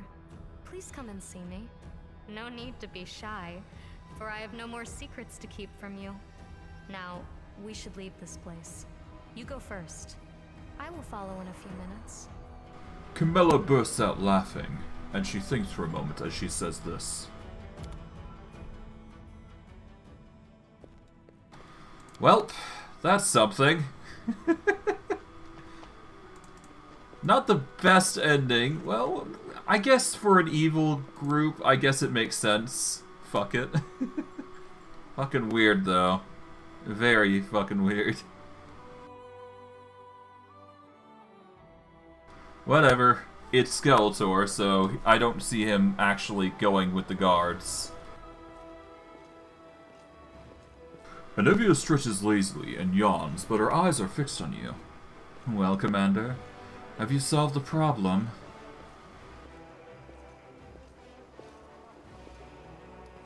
First, tell me honestly, what exactly do you know about this crime? Crime? What crime? Anivia says with a smirk before becoming deadly serious. Listen, Commander, I was just using my brain. Following certain individuals, listening to what people saying on the street, I had my suspicions. But what are suspicions worth? On their own? Nothing. I didn't have any proof. I'm not Erebeth. I'm not going to go digging for the truth. Because if I dug deep enough, the Knight Commander would be down a companion. Smack bang in the middle of war. How would that help anything? I'm not going to be the one to scupper this crusade, so I'll be keeping my mouth shut. Anivia speaks slowly, staring into your eyes. I trust you'll handle this in whatever way is best for the crusade. If you want to tell Erebeth everything, go ahead. It's your call. Just forget about this. Already forgotten. Good. Well, out of sight, out of mind. Besides, We've got way worse things in this city than just straight up a killer on the streets. We've literally got undead roaming the halls. So before we talk with Camilla, let's deal with the whole undead fight that's going on. Because that's more pressing right now. And I kind of got forced out of doing this.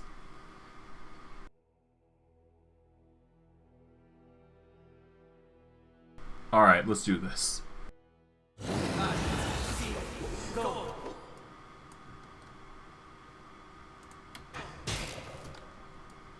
Kill the leeches. Alright, the bloodlusting skeletons are becoming a nuisance. Okay.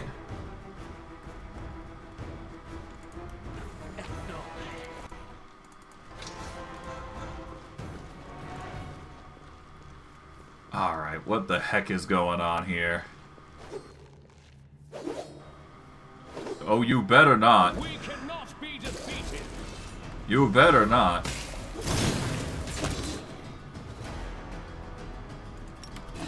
Shape into a bear here.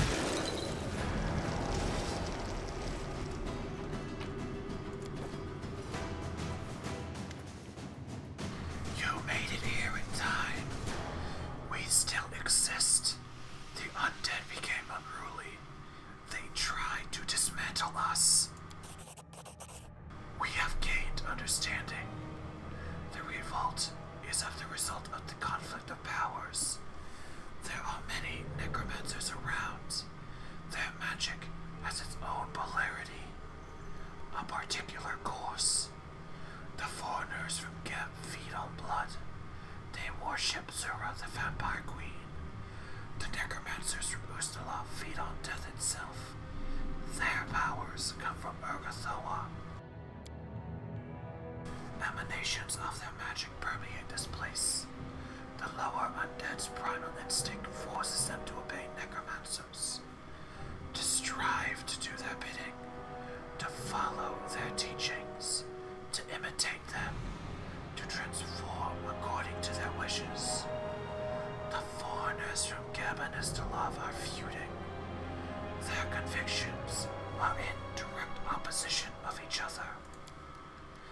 The undead can sense it. They have split into two camps in a crude imitation of the necromancer's behavior. They do what has been left undone and say what has been left unsaid.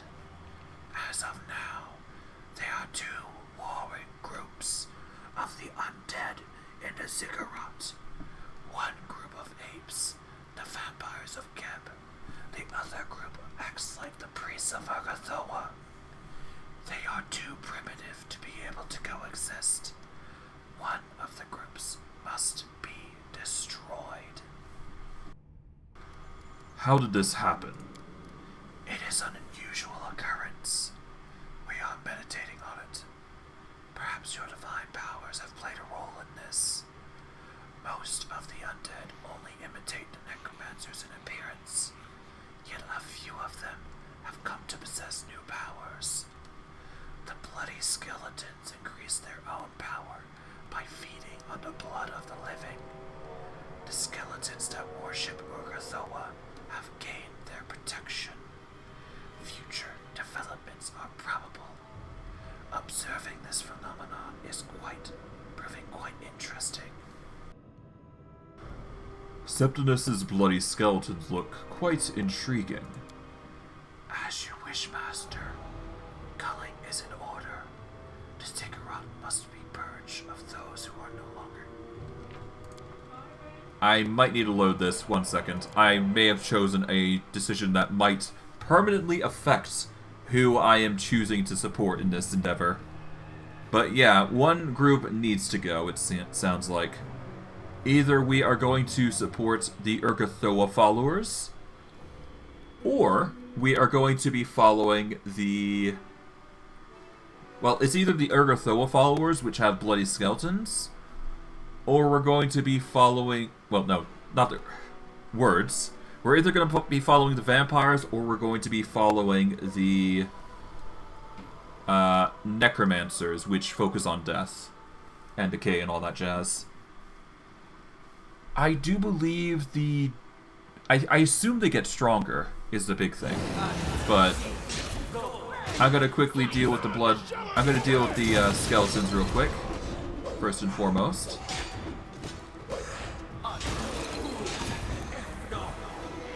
We'll grab this.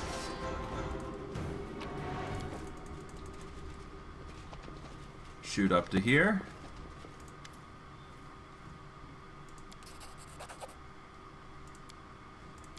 Alright. Whoops. I misclicked again. Great. God.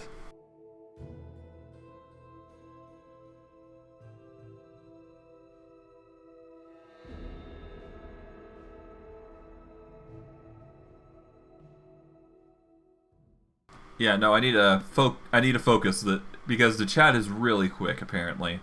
So I gotta focus on one or the other, so let's reload again, and let's hope we get this right this time, because we need to seriously consider our options here.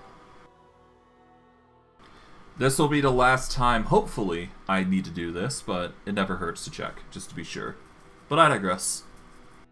Shouldn't be too hard to deal with. I see blood.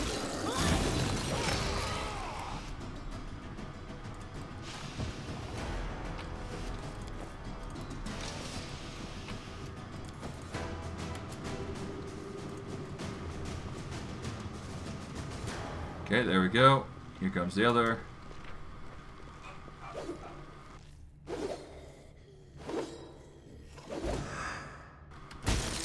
Yeah, don't. Yeah, stop.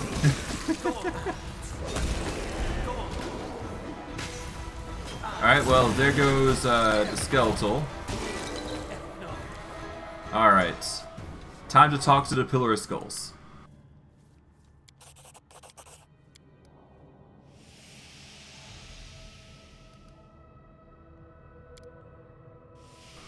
Alright.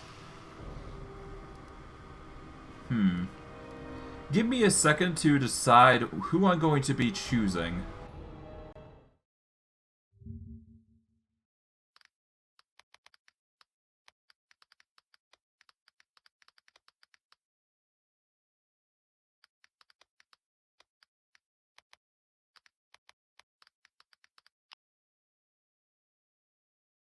Alright, let's see. 1 second. I need to check.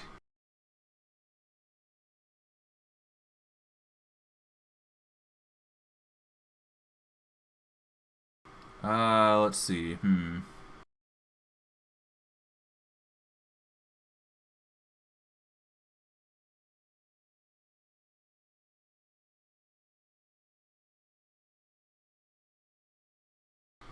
Alright, let's see.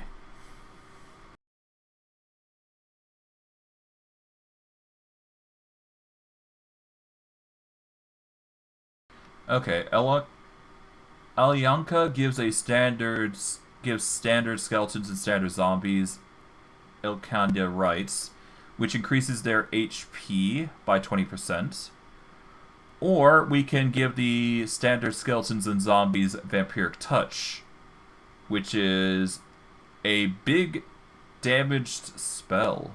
And it restores HP. Okay, so if you choose to kill them both, then Zakoris will reward you with a Project Army buff to all undead units. Glyphs of the Rune Lord Zertha, which gives a bonus to attack and AC and a bonus to damage. Okay, so we've got 3 options. We can either kill one of them or both of them. And either we get the bonus to HP from going with the...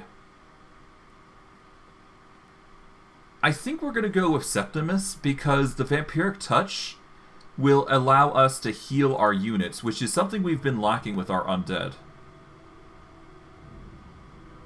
Yeah, so it's either a boost to HP to all of our units, or literally a heal to undead units, which we're going to go for the heal. We're going to go with the bloody skeletons here. Alright. So Septimus, yeah. Gives standard skeletons and standard zombies at Vampiric Touch. And yeah. That's gonna be nice for one of our armies at least. Alright, the culling begins. I guess we're supporting the vampires. Well, worst case, if they become a problem in the future, we'll continue.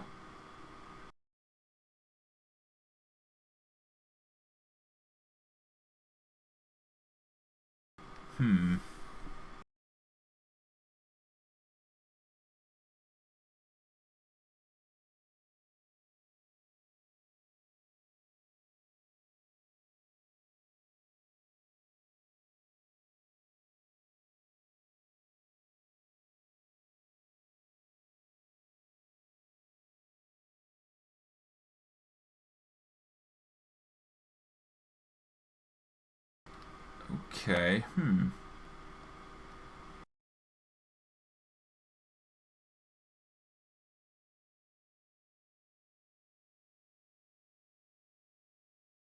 Okay, so we need to skip sacrifice. Well, we need to undergo the sacrifices.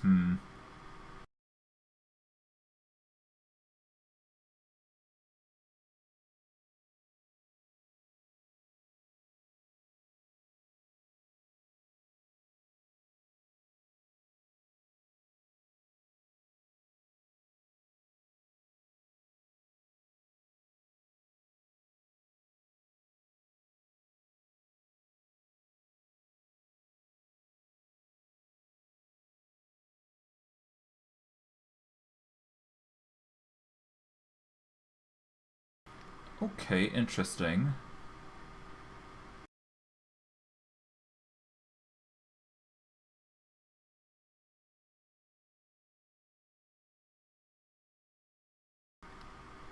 Okay.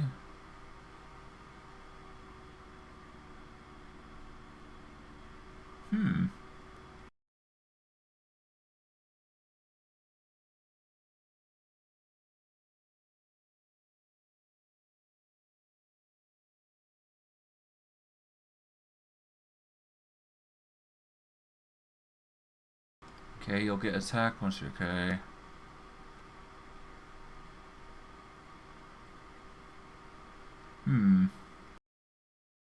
I'm just checking the things for the future, but alright.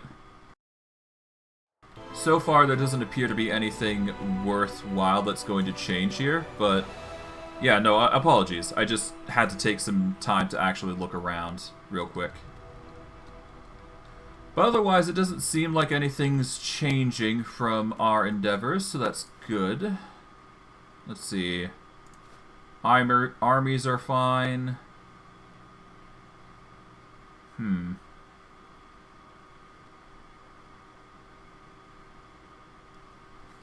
Hold on. Let's see.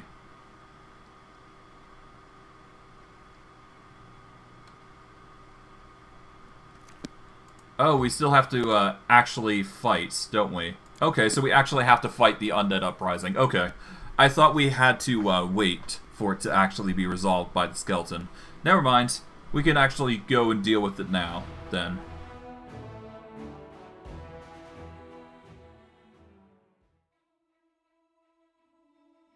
In fact, can I load back into the...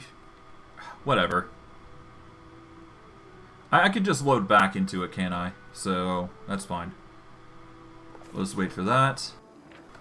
Yeah, we just load at this point here. There we go. That's when I was just about to leave, I believe. And we should be able to get away with this quite easily. At least I think.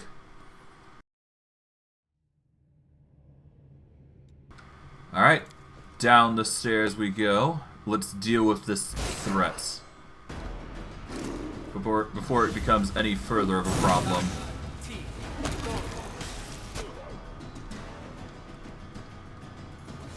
Okay.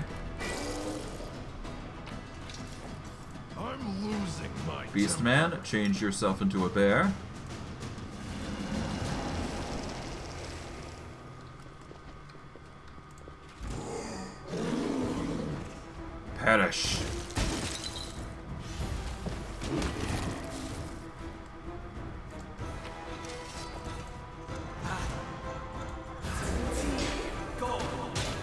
Perish, Urgathoa worshippers. Skeletor, why are you going down? Okay.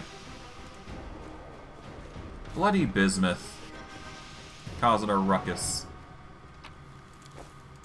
We will be victorious. Die! Yeah, Bismuth, quit causing ruckus.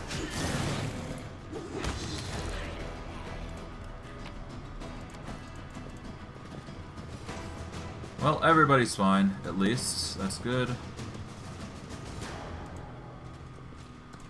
Well, it could be worse. Time to practice my combat abilities. Alright. The time for words has passed.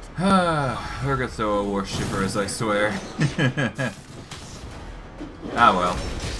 There was a choice and we made our choice. We're going to be a vampiric-esque lich, I guess. So, yeah. I will take my choices as we go. Besides, being vampire-esque doesn't hurt, I guess. Alright. The rebellion has been put down. The goal is complete. The undead that are recognized as potentially useful will take up the freed space. They will continue their transformation. Their imitation of the necromancer's behavior will grow more complex, more advanced.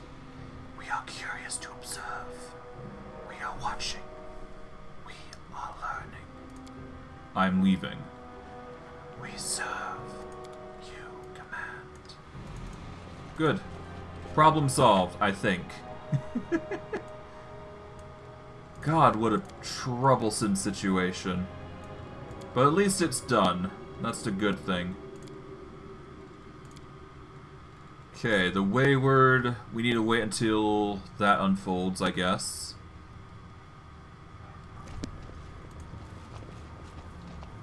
Alright, I guess we go to the area exit now, and then we head back in, because I don't think there is any other quest objectives outside that we need to cover.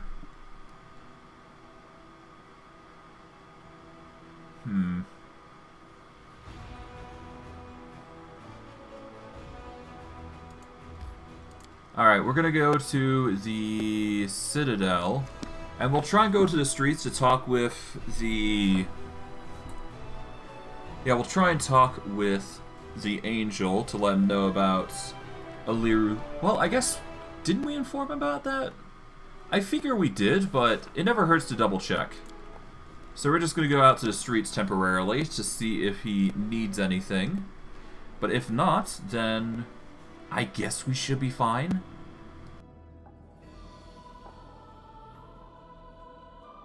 All the same, we should be fine, so yeah, we'll see how things go.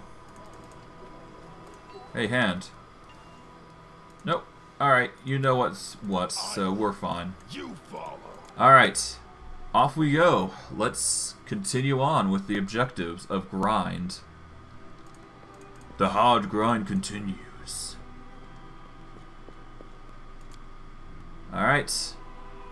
Crusader affairs continue henceforth until something crops up, I suppose.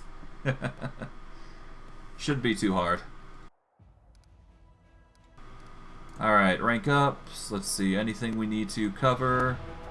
We could hunt down Mutiny, but there's no real need to do so right now. I mean, yeah, the most we could do with Mutiny is do something with it, but even then. Let's see, can we recruit anybody? Yes, but there's no point in doing so. Alright. Alright, I guess we say... Well, let's just do a save here. And skip a day. And now we've got 50 warriors of the device. The Numerian device created by the Technomancer 100-Face is capable of A Crusader unit has been processed by the Numerian device. We're finally utilizing it. The walls of Dresden have been fortified. Perfect. We shall introduce the development of Art of War. We have Death Redeems All. So we will address that once our logistics is done, maybe. Unless we do a logistics reform, which is going to take a few turns to get ready. But we can deal with the other relics now at this point, or anything else we really want. Let's see. Diplomacy seems to be the focal point here. A commander's parade would reduce mercenary unit cost, but we don't need that. Alright, so I guess we're just doing relics then. We'll start with the Fate of the Wicked Dope, I suppose.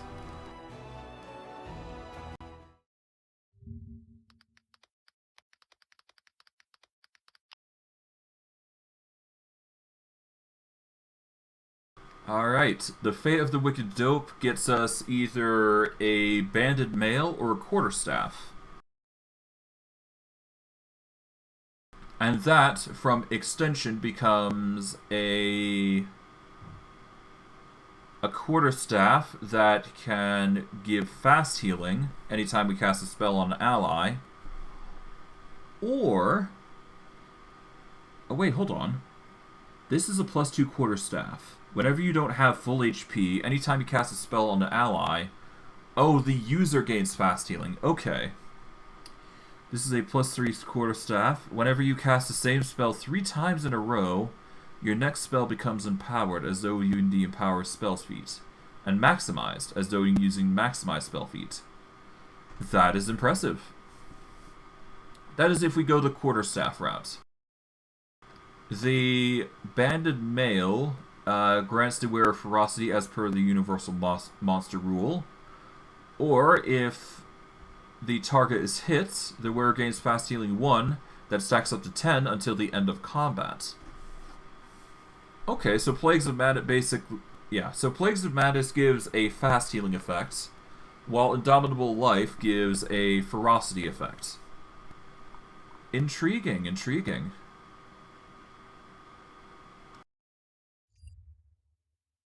Well, that's certainly going to be interesting, that's for sure. Alright, well, we'll save for now, and we'll just continue on, because I don't think there's anything too crazy going on. Alright. The combat effectiveness of the Crusaders' army has increased. The military council requests that the Crusader leader attend their meeting and receive an update report. An undead advisor to the Lord of Death has arrived from the Ziggurat to give a report and provide counsel. Good.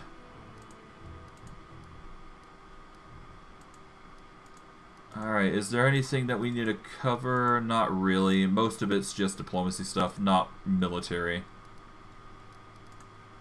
We can recruit some army, though, so that's important to cover.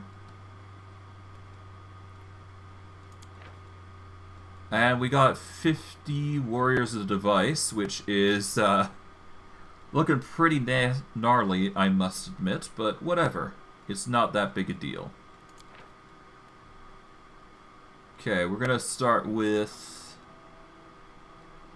I guess we start with you. Then we go with the bandits, which are going to be recruited here. There we go. And then we'll have the recruits here coming in. And we'll recruit those. There we go. Alright. That is a lot of units, but it's necessary to organize. Alright, so these archers are going to advance, or Defense Squadron 2, I believe. Yep. Alright. Start with Crusader Army IX. There we go. Alright, this Crusader Army is going here. Alright, we're splitting off here. Okay, this Crusader Army needs to go to Advanced Squadron 1. So we're going over here. Alright.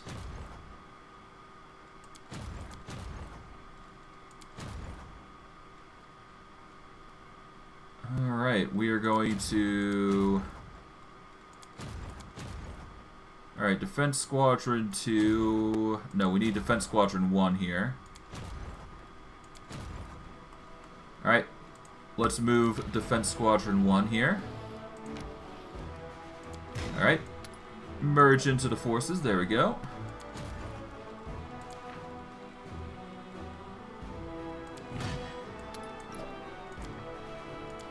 Okay, you are going to rush over to here. There we go. Let's see, Defense Squadron 3, yep.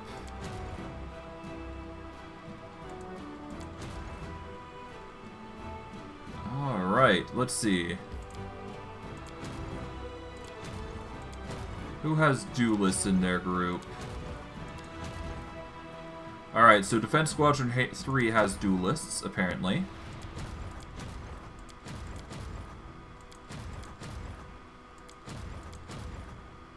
Okay, you are going into Advanced Squadron 3 here. Alright, so Advanced Squadron 3 is this direction. It's going to take you a while to get there, but that's fine. In fact, we can actually send Defense Squadron 3 back a bit. And yeah, we can actually just merge you guys together. There we go. Get 51. There we go. Yeah, the forces are slowly building themselves up. Okay, the archers won't be able to move any. Bandits won't be able to move any, but we can get Advanced Squadron 1 to go back a bit and pick up these banditos for a nice solid 81. Impressive army. Okay.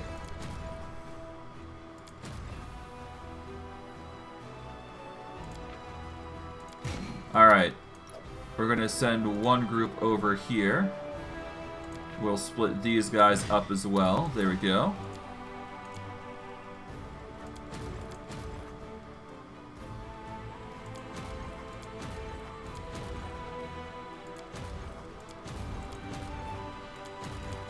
Okay. You are going to march over here again. There we go. You are going to march into Defensive Squadron 3, I believe. Yep. So we need you to go over here as well. Man, this is tedious, but it needs to be done. You are going to be marching over to this group here. Charging forward. There we go. Alright, groups here. We've got Rangers and whatnot. I think the Defensive Squadron has those.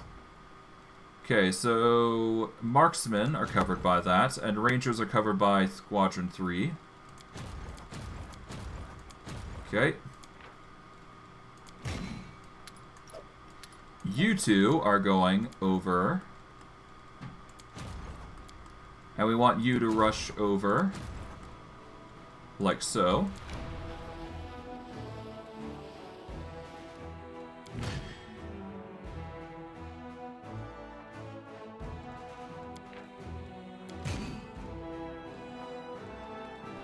Alright, well.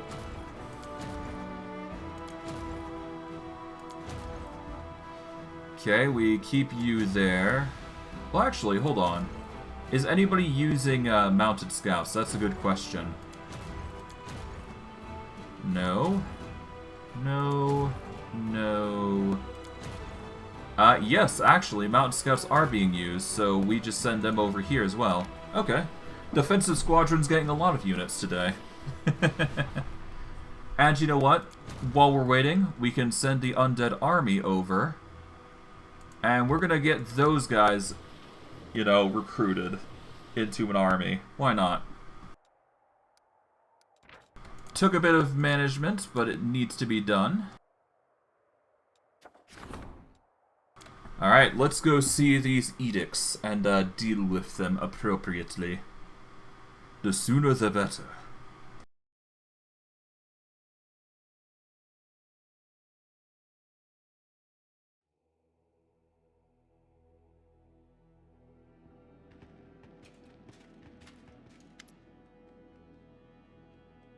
I see the number of your undead servants is growing day after day. You have done well, student. Surprisingly well. But we need to prepare further for the day when your living allies betray you. I trust you understand this inevitability. As your legend grows, so too will the anger of the righteous when they turn their gaze towards your domain. The solution is simple. Spare your living crusaders, for now. The area is littered with old Sikorian burial mounds. Direct your servants to open these tombs and bring back the dead. The sentimental mortals will of course resent these orders, but it is foolish not to use such abundant resources quite literally lying under your feet.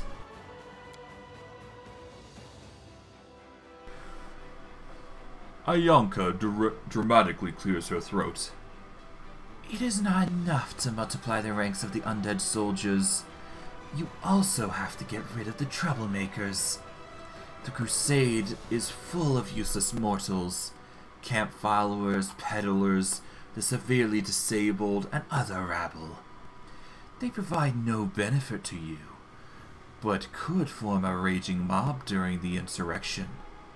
Just say the word, and we'll commence the great reaping in the name of Urgathoa. Let the unwanted be put to the sacrificial knife. Septimus bows his head. Such barbarity. Allow me to suggest a different approach. In Geb, the living and the dead coexist peacefully thanks to the dead laws, which grant equal rights to all. If you introduce similar laws in Dresden, you will attract many new allies. Powerful and noble spirits, not mindless minions bound to serve the will of others. They will provide much needed support. I want to hear your suggestions in detail. Zachorius pauses, then explains further.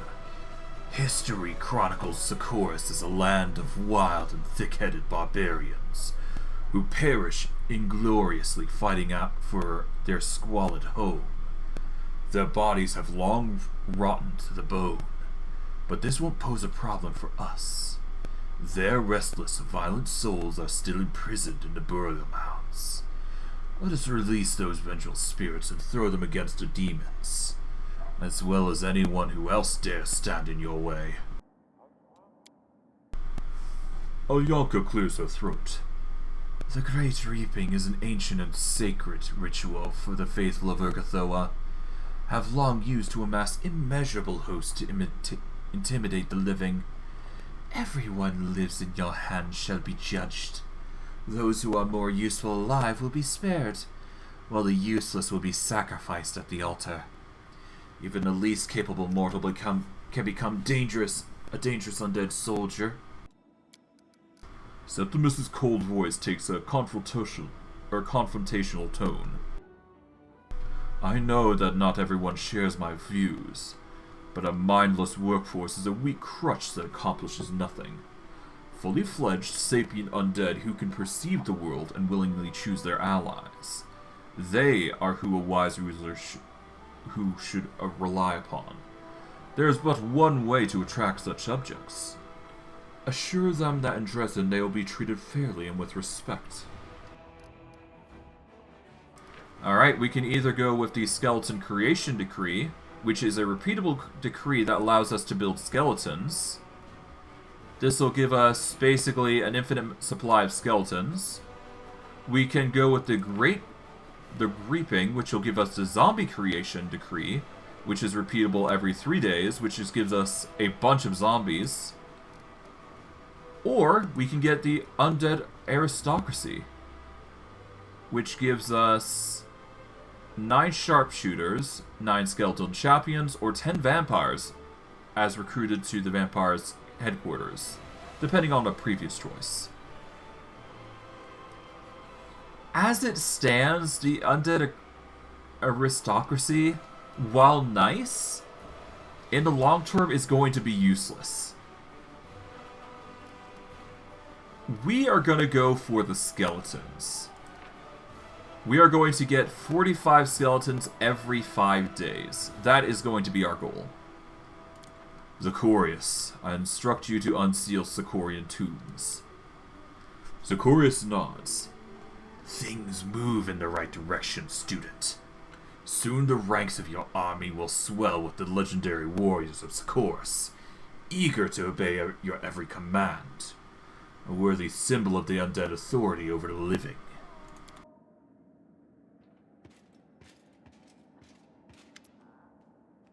Commander, we've managed to defeat Cosmodora's host. The remnants of his army have retreated to lick their wounds, and we must use this opportunity to go on the offensive. But right now, our army is not fully prepared to begin such an expansion. The farther we advance into the enemy territory, the more we'll need strong and mobile cavalry. I propose we replenish our forces with light cavalrymen. Mendev could offer us plenty. There are many lone paladins on Galarian like me, who travel and help the needy. Shall we call them to our aid? Cavalry is a crucial element of the army, one that's difficult to replace. Mendevian knights are often sacrificed to defense in favor of offensive power. It is time to put an end to this wastefulness. All riders must be encased in heavy cuirassier armor, as to avoid unnecessary losses. Why don't we call the wild raiders from the western steppes? They're descendants of fleeting Sikorians, and they hate demons for destroying their homeland. A promise of vengeance and loot is all it would take for their tribes to join us. In my line of long, productive life, I've taken assignments involving knights, nomads, and other targets who enjoy prancing about on horses. And let me tell you, the hardest of those targets were hedge knights. They are true dogs of war who don't have a homeland, but they do have experience and a sharp blade. If you need cavalry, I say they're your guys. I want to hear the opinions of my advisors. Sela, what are the advantages of paladins? The gods have blessed them with strength. Protect them against the darkness and corruption. They spend their whole lives training and performing great deeds. Destroying evil is what they live for, and is what they do better than anyone. Wendigo looks as if she's ready to spit on the floor. She hisses through her teeth. You think those do-gooders understand anything about true slaughter? Regil, why do you advocate for cuirassiers? There's a certain breed of fighter who thinks that the glory they win on the battlefield justifies any amount of risk. They may be acceptable for them, but it is not acceptable for their commanding officers. Wasting cavalry and daring attacks only saps the strength of our own army. We must see to it that all riders are equipped with the best armor, the kinds that will provide the highest chance of survival on the battlefield. I would also advise against recruiting any glory seekers or protectors of high ideals to serve our cavalry, for the aforementioned reasons. Captain Odon prims his lips and says forcefully, "The riders of Mendev aren't accustomed to fearing for their hides. Your demands, Regil, may lead them to believe that you don't trust them, or even worse, suspect them of cowardice." Greybor, what makes you think hedge knights are so good in battle? I once had a contract to kill the Highborn Baron, a famed warrior. Never went anywhere without an escort, so I prepared an ambush for his entourage in the forest road, in the dark. The screams of that Baron when he and his horse fell into the spiked pits, and above him, there was a slaughter going on. I showed myself, split open the head of the nearest guard, and darted into the bushes. They followed right in my trap. Crossbows, wooden stakes sticking out of the ground, all sorts of things. Arrows flying about, everybody shouting. They made such a racket, they scared themselves. They thought they'd been hit by a whole gang of assailants. In any case, the knights who served their baron, because of their oath, got the jitters and bolted. Even his kin. But the two hedge knights he hired fought like wild beasts. Those were worthy and potent indeed. It's simple. They know that if they don't win, they don't get a single coin.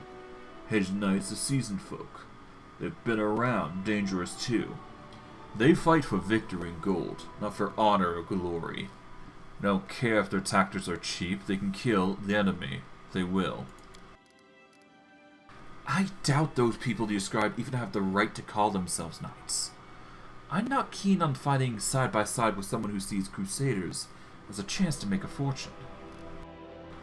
Wenadug, who are these raiders from the steppes and how did you learn about them? I heard about them from well, he calls himself a horse trader, but I quickly realized he was just a common horse thief. His goods were worth the look, though, and the trader himself was interesting. Brash, sinewy, his eyes fearless, he had clearly come from a hardy people. I wanted to find out where he find people like him, so I asked him about his homeland.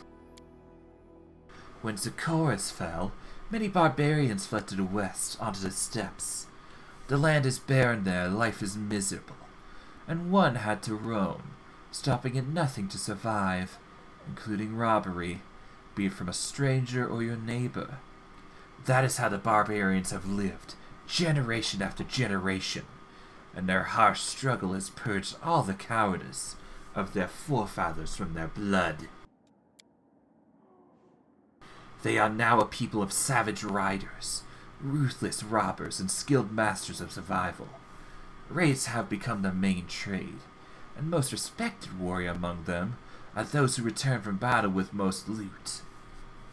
If you become their leader, my lord, some of their trophies will be yours.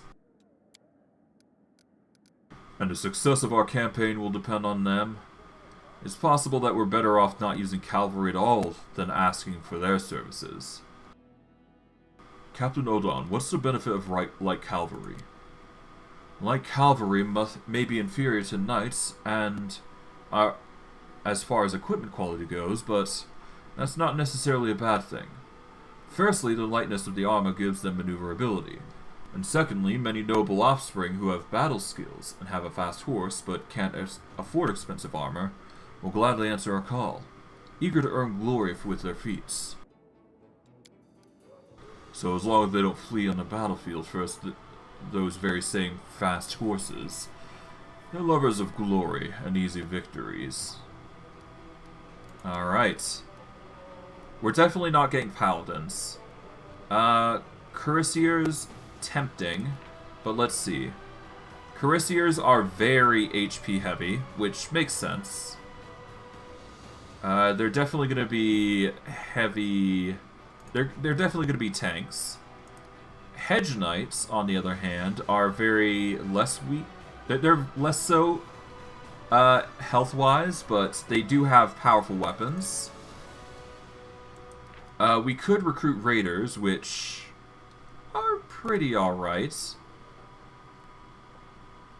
But it does give a nice raid support. It gives us nice supplies there. Light cavalry is basically just a battering ram attack. Yeah, it's nothing too great. Hedge Knights, on the other hand, give us a critical strike, which gives us a 20% chance to deal 150 damage. Or 150% damage, rather.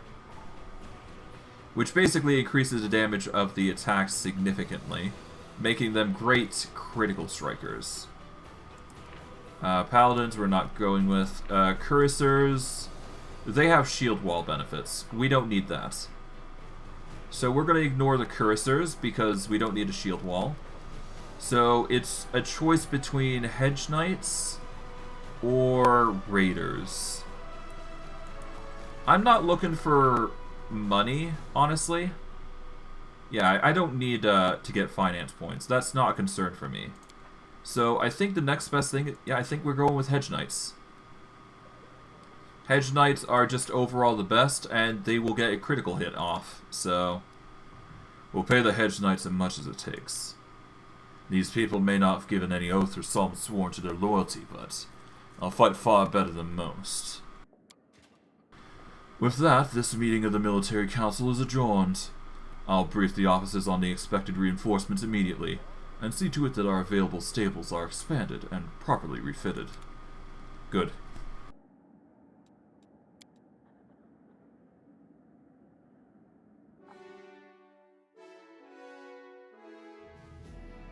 Alright, cool. Well, with that out of the way then, I guess we see what's next on the agenda, don't we? We could try for a fortress expansion, but that's going to have to wait a bit. Besides, we need to get the logistics reform here. And there's a plethora of other things that we need to cover.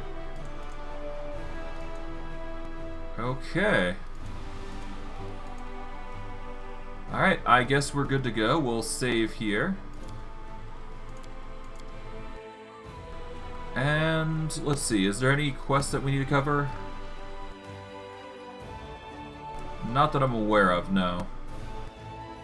But we do have the undead decree, now that I think about it. Yeah, we got an undead decree that summons some undead there. What else we got? I guess we skip a day. There we go. Oh, we've got an army. Alright, we've got an outpost expansion. We can go to a bastion to fortress, or we can go with... We're going to start with the logistics reform, obviously. We are still lacking in the military department, but that is perfectly fine, because we'll be able to manage quite easily. Because we now have skeletal creation. We're going to issue this decree here. That's going to get us even more skeletons added to the list, which is going to be really nice for us. Alright, campaign. Alright, we've got a level 7 demon army. Okay. Now, the question is, are we going to use Advanced Squad 1, 2, or 3? Alright, let's save. And let's see. How's our Crusader armies looking? Well, we're going to get this one group sent over here to merge. There we go. Army increased. I do believe we need to go over to here. Yep, there we go. Alright, Hedge Knights have formed here. We can send the conscripts over, I guess. Alright, Hedge Knights are going over here. There we go. Nice juicy amount of Hedge Knights coming in. Alright, we got the Demon Army there. Let's start with Advanced Squadron 1. We'll save here. And we're gonna get this unit to attack. Haha! Pursue. Let us show them the wrath of our might. Alright, we lose some potential units there, but that's fine. We will start off with a Scorching Ray, get rid of the Retrievers there. We will now demolish the Dretches, who are probably going to cause trouble. We'll pelt some more. There we go. Zombie's going to march up. Skeleton's going to march up here. Alright. Let us get rid of the Skiers with a Scorching Ray here. And we'll deal with the dudes there. There we go. Boom. Done. Demolished. Perfect.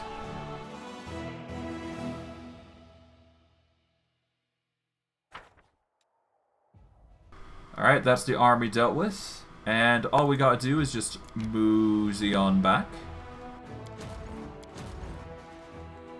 Alright, let's start with you. Undead Wanderers are going to continue on their journey. Okay.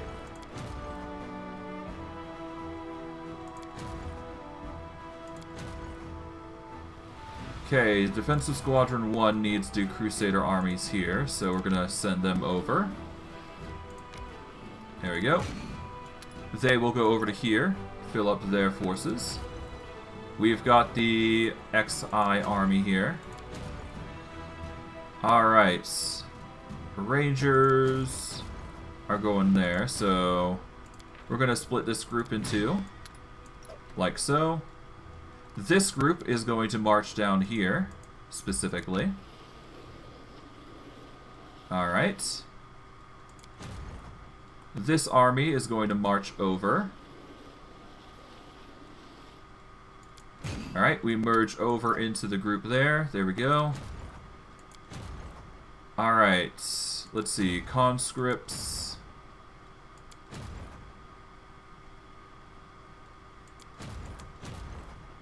Alright, we're going to go into Defensive Squadron 3 here. We are going to split you up. And let's see, do we want conscripts or do we want barbarians? We're going to go with... Let's go with conscripts because there's a greater number of them. So they're going to last longer, I suspect. Honestly, I could also go Warriors of Device here, couldn't I? But I don't think they're going to be that great. Actually, they do get really strong, actually. So let's actually send these guys over here. They'll take on the other fight there.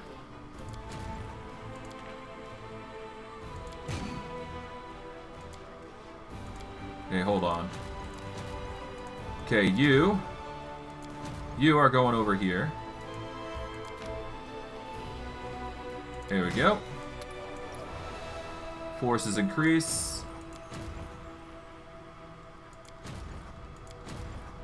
Undead Wanderers are continuing, okay. You are going to go back here. And we're going to send the Barbarians over as well. Get them back into Dresden, I suppose. Oh, right, now we need to upgrade something. Okay, hold on. Let's go to the map here. Let's upgrade Lands of Yath Watch. And let's upgrade them for the best results there. Yeah, so we're doing a lot of build management, I guess, is the key thing here. Okay, so Garrison Archer range is there. We're going to sell the Citadel here. Because obviously we need to. Okay, we're gonna put the market here, we're gonna put the monument here. We'll put the, not the sanctuary, but the, not the shelter. We're definitely gonna need the teleportation circle here. We need the training grounds, and we need the smithy. And I do believe I wanted a sanctuary, but anything goes. Spellcaster's Lodge. We are going to want spellcasters at some point, so I might want to consider setting that up. Let's see. Arsenal, no. Apothecary, no. What was it? It was...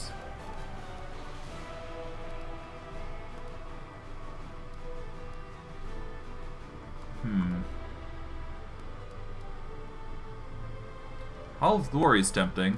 Reduce the recruitment cost of those units. I believe it was Citadel, yeah. Citadel is going to be needed for the front lines, so yeah, we'll grab that. We're certainly making some waves there. And military is going to skyrocket. Obviously, logistics is perfectly in the gold. Military still needs to bump up a little higher, but that's perfectly fine here. Alright, let's save.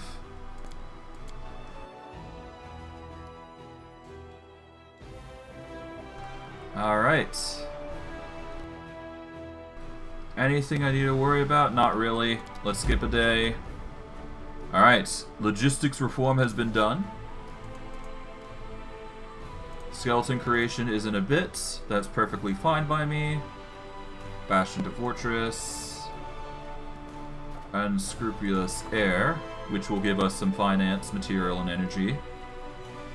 We're not in too much of a rush to deal with that. Buy a cloak, support the crusade. We don't need that. Death redeems all. That'll give us sharpshooters and whatnot. I guess 1 day to resolve is not bad. Yeah, so we'll redeem that. There we go. As long as it doesn't take, like, multiple days, we should be fine. The short day effects are gonna start stacking up at this point.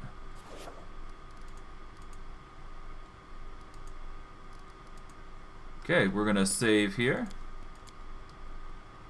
Alright, skip a day.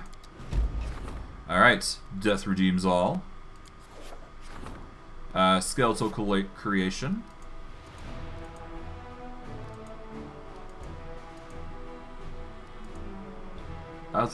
Studying the Sword of Valor can come next, if need be. But we need logistics first. We're going to start with the Unscrupulous Heir. That'll give us some more resources to work with. Bell of Mercy is going to take 7 days, so we don't have the time for that. Okay, Xantheo's Experiments, we'll leave that.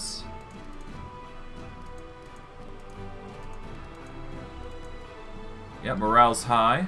Once again, we should be good. Alright, before we go anywhere, we're gonna close out here. And let's go see what the logistics reform needs.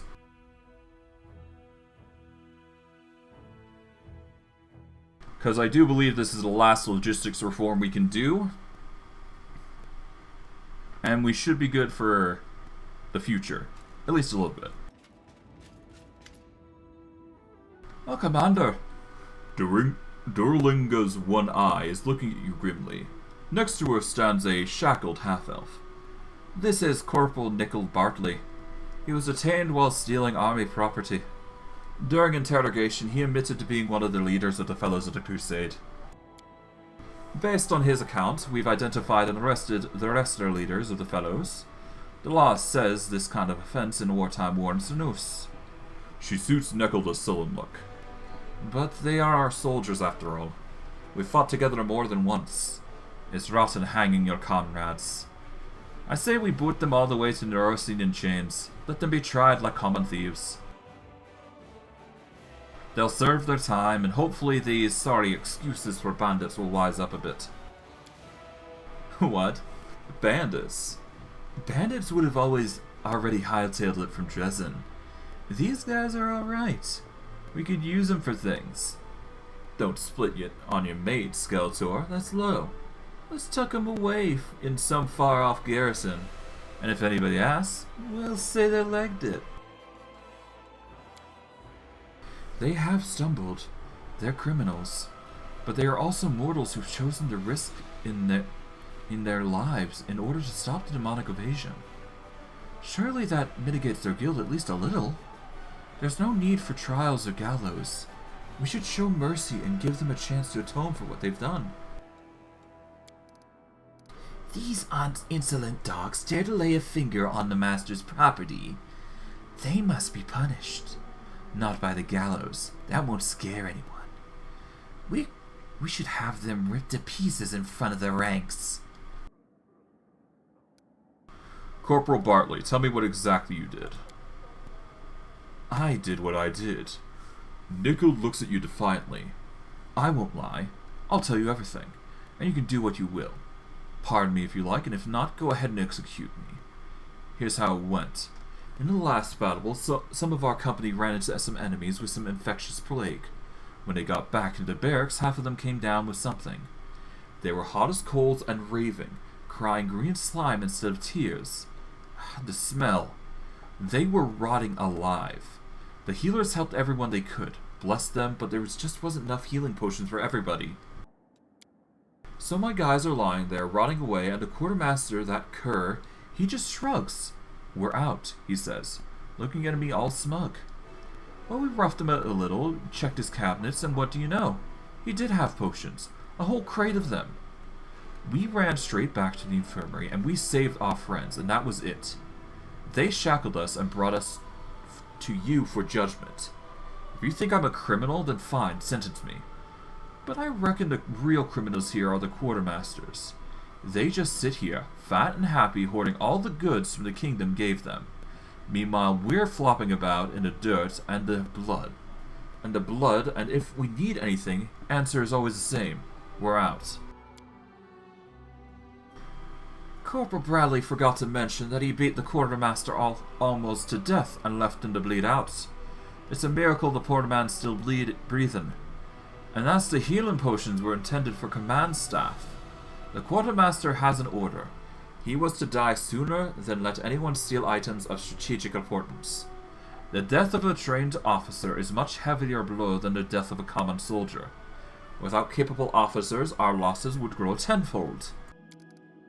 He also failed to mention that a dozen previous cases of theft, which cannot be so neatly excused by touching concern for his comrades, and a whole warehouse worth of stolen goods, he stashed near the city walls.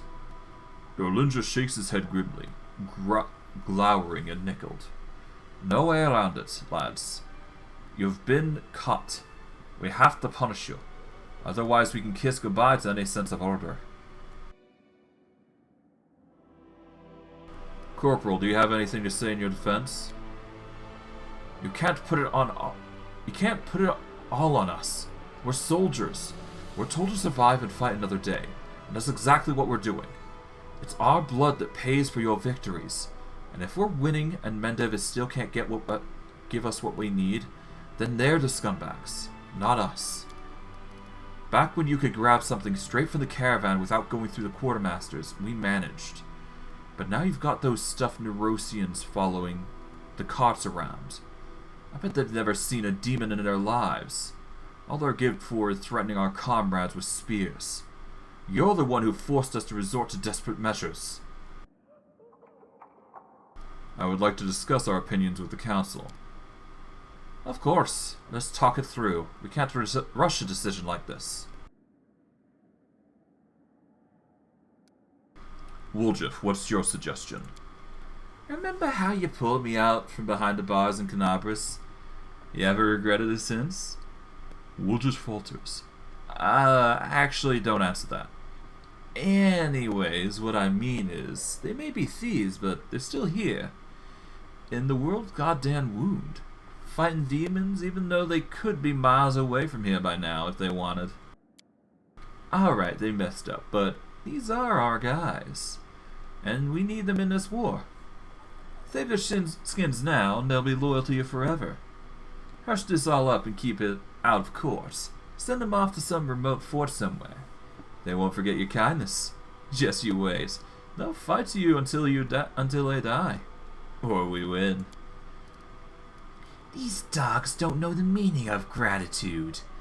The only thing they understand is fear. If we let them go now, every scumbag in your army will know we're weaklings who can be robbed with impunity.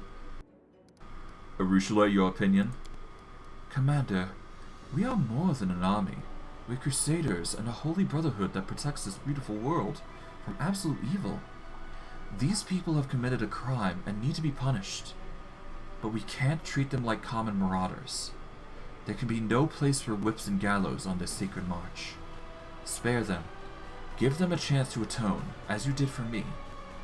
And you'll see, it'll work better than most severe punishment. Winterdoug, what's your advice? The servants have lost all fear and dared to put their greasy fingers on the master's possessions. That cannot be forgiven, or they'll get completely out of hand. This one and his henchmen need to be quartered in plain sight, and the rest need to remember, you don't even look at something that belongs to the master. And don't ever forget to pay a cut for whatever you find, no matter how or where you got it. If anyone pulls a stunt like this ever again, I'll skin them alive myself. That's the kind of discipline you need to have if you want to nip this insolence in the bud. This is horrible. How can we do this to our comrades, our crusaders? And how can we call ourselves crusaders afterwards? Dorolinda, what's your solution to this? We're at war. And in a war, there's only one sentence for this type of thing. Execution in front of the ranks, but warriors of the Crusade should get some sort of leniency for their past misdeeds, shouldn't they? I've looked into the records of every fellow, and let me say this. None of them have ever faltered in combat. None have ever abandoned their comrades. They fought with daring and bravery. They've given it their all. And the other soldiers respect them. It feels awful to just hang people like that. We'll send them to Rossi and let the judge give them 5 or so years of hard labor. They say it clears your head right up. Yeah, they clearly forgot that in Mendev. Only nobles and rich people are allowed to steal. Oh, pardon me, not steal. Collect taxes and care about the wealthy selves. And if a simple lad grabs a loaf without permission, because he's starving to death, his opinion not gals and hard labor. Man, I love this country we're protecting. Alright. We can either go insiders in the field, which gives us finance and material point increase for each controlled region. We can give them a chance to redeem themselves, which gives us a 35, which gives us positive morale. Apparently, hold on. The effects of positive morale on finance, material, and energy income increase to 33%. We can execute them and get the salvage feat, which gives us 1,000 finance points every time we defeat an enemy.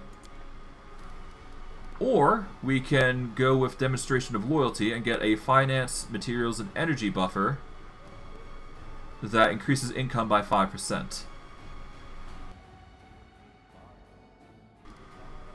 So let's see. We usually are in positive morale, so honestly, as much as it is not a as much as an odd choice, we're going to give them the I think the demonstration of mercy is the best choice, because we're always in positive morale, so we might as well take advantage of that fact. It's going to increase our finance, materials, and energy point income as a result, so it's a really powerful ability. So we're going to give them a chance to redeem themselves.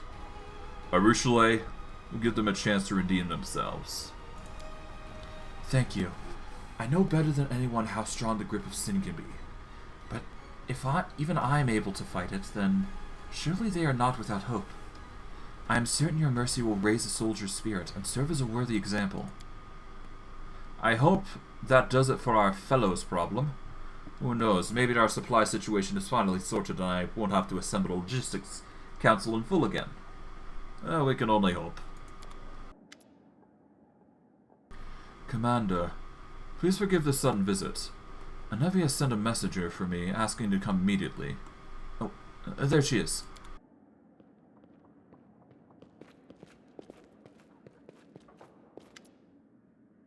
Greeting, Commander, revered cleric.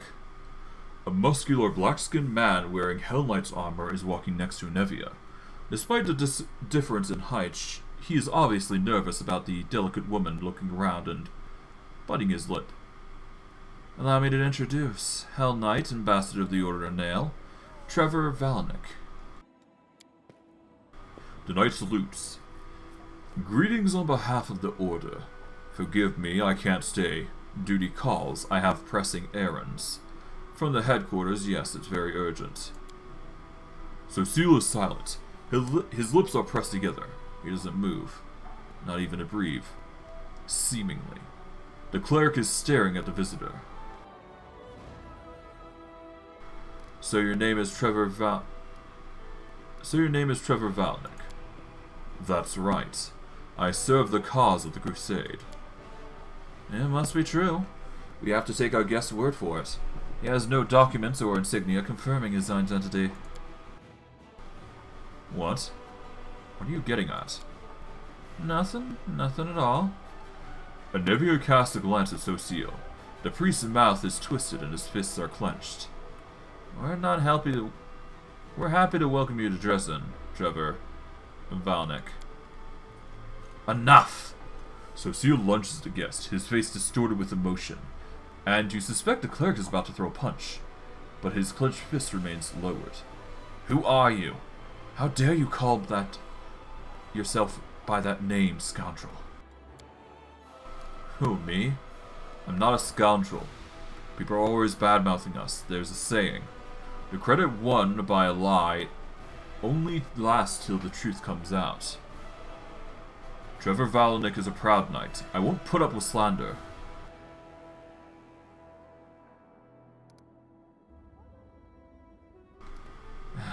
Anevia, who is this? A great question. I have no idea. My guys clocked him when he was trying to threaten a merchant with his so-called order. Get a horse for free. Then he gave me a familiar name. So I decided to organize a face-to-face with the long-lost brothers. You knew it wasn't Trevor right off the bat. You saw Trevor when he served in Canabras. Of course. But I hope that meeting you would make him drop the pretense and crack. So, Seal, is this Trevor? Of course not. But how does he know my name? And why is he wearing the black armor? And why do these words... The cleric's voice drops to a whisper, and you don't hear the end of the phrase. So you're an imposter. Me? No, it's not true, I swear. Execute him. Please, no! He might know something about my brother. Please, give me time to talk to him. So Seal's right. We can toss him out whenever we like, but it won't hurt to interrogate the imposter first. Who knows where he's really from and what come up during the interrogation.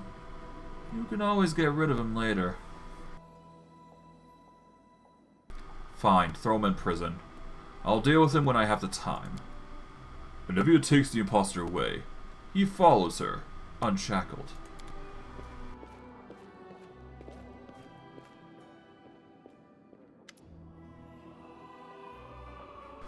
So Seal watches them leave. His fist unclench. He drops his shoulders. What the...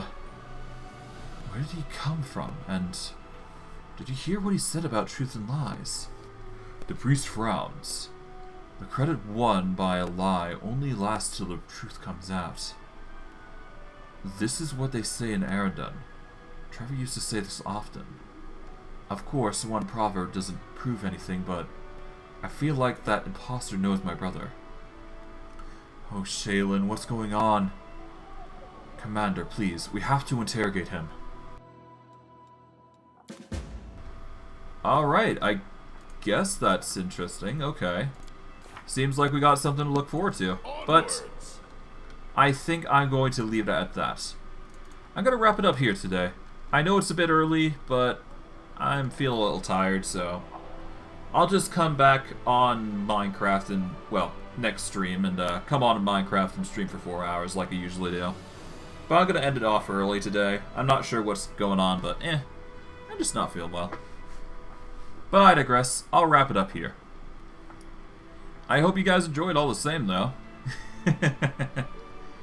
For those of you on YouTube, like, subscribe, comment, hit the bell notification if you want to see more of my stuff. I stream daily, so if you want to catch my streams, you can catch me 3 to 7 MST time. If you want to catch my streams, the best way to do so is search me up at FYMyPawn at twitch.tv. You can check the About section on my YouTube channel, or you can check the link down below in the video description of the video you're currently watching.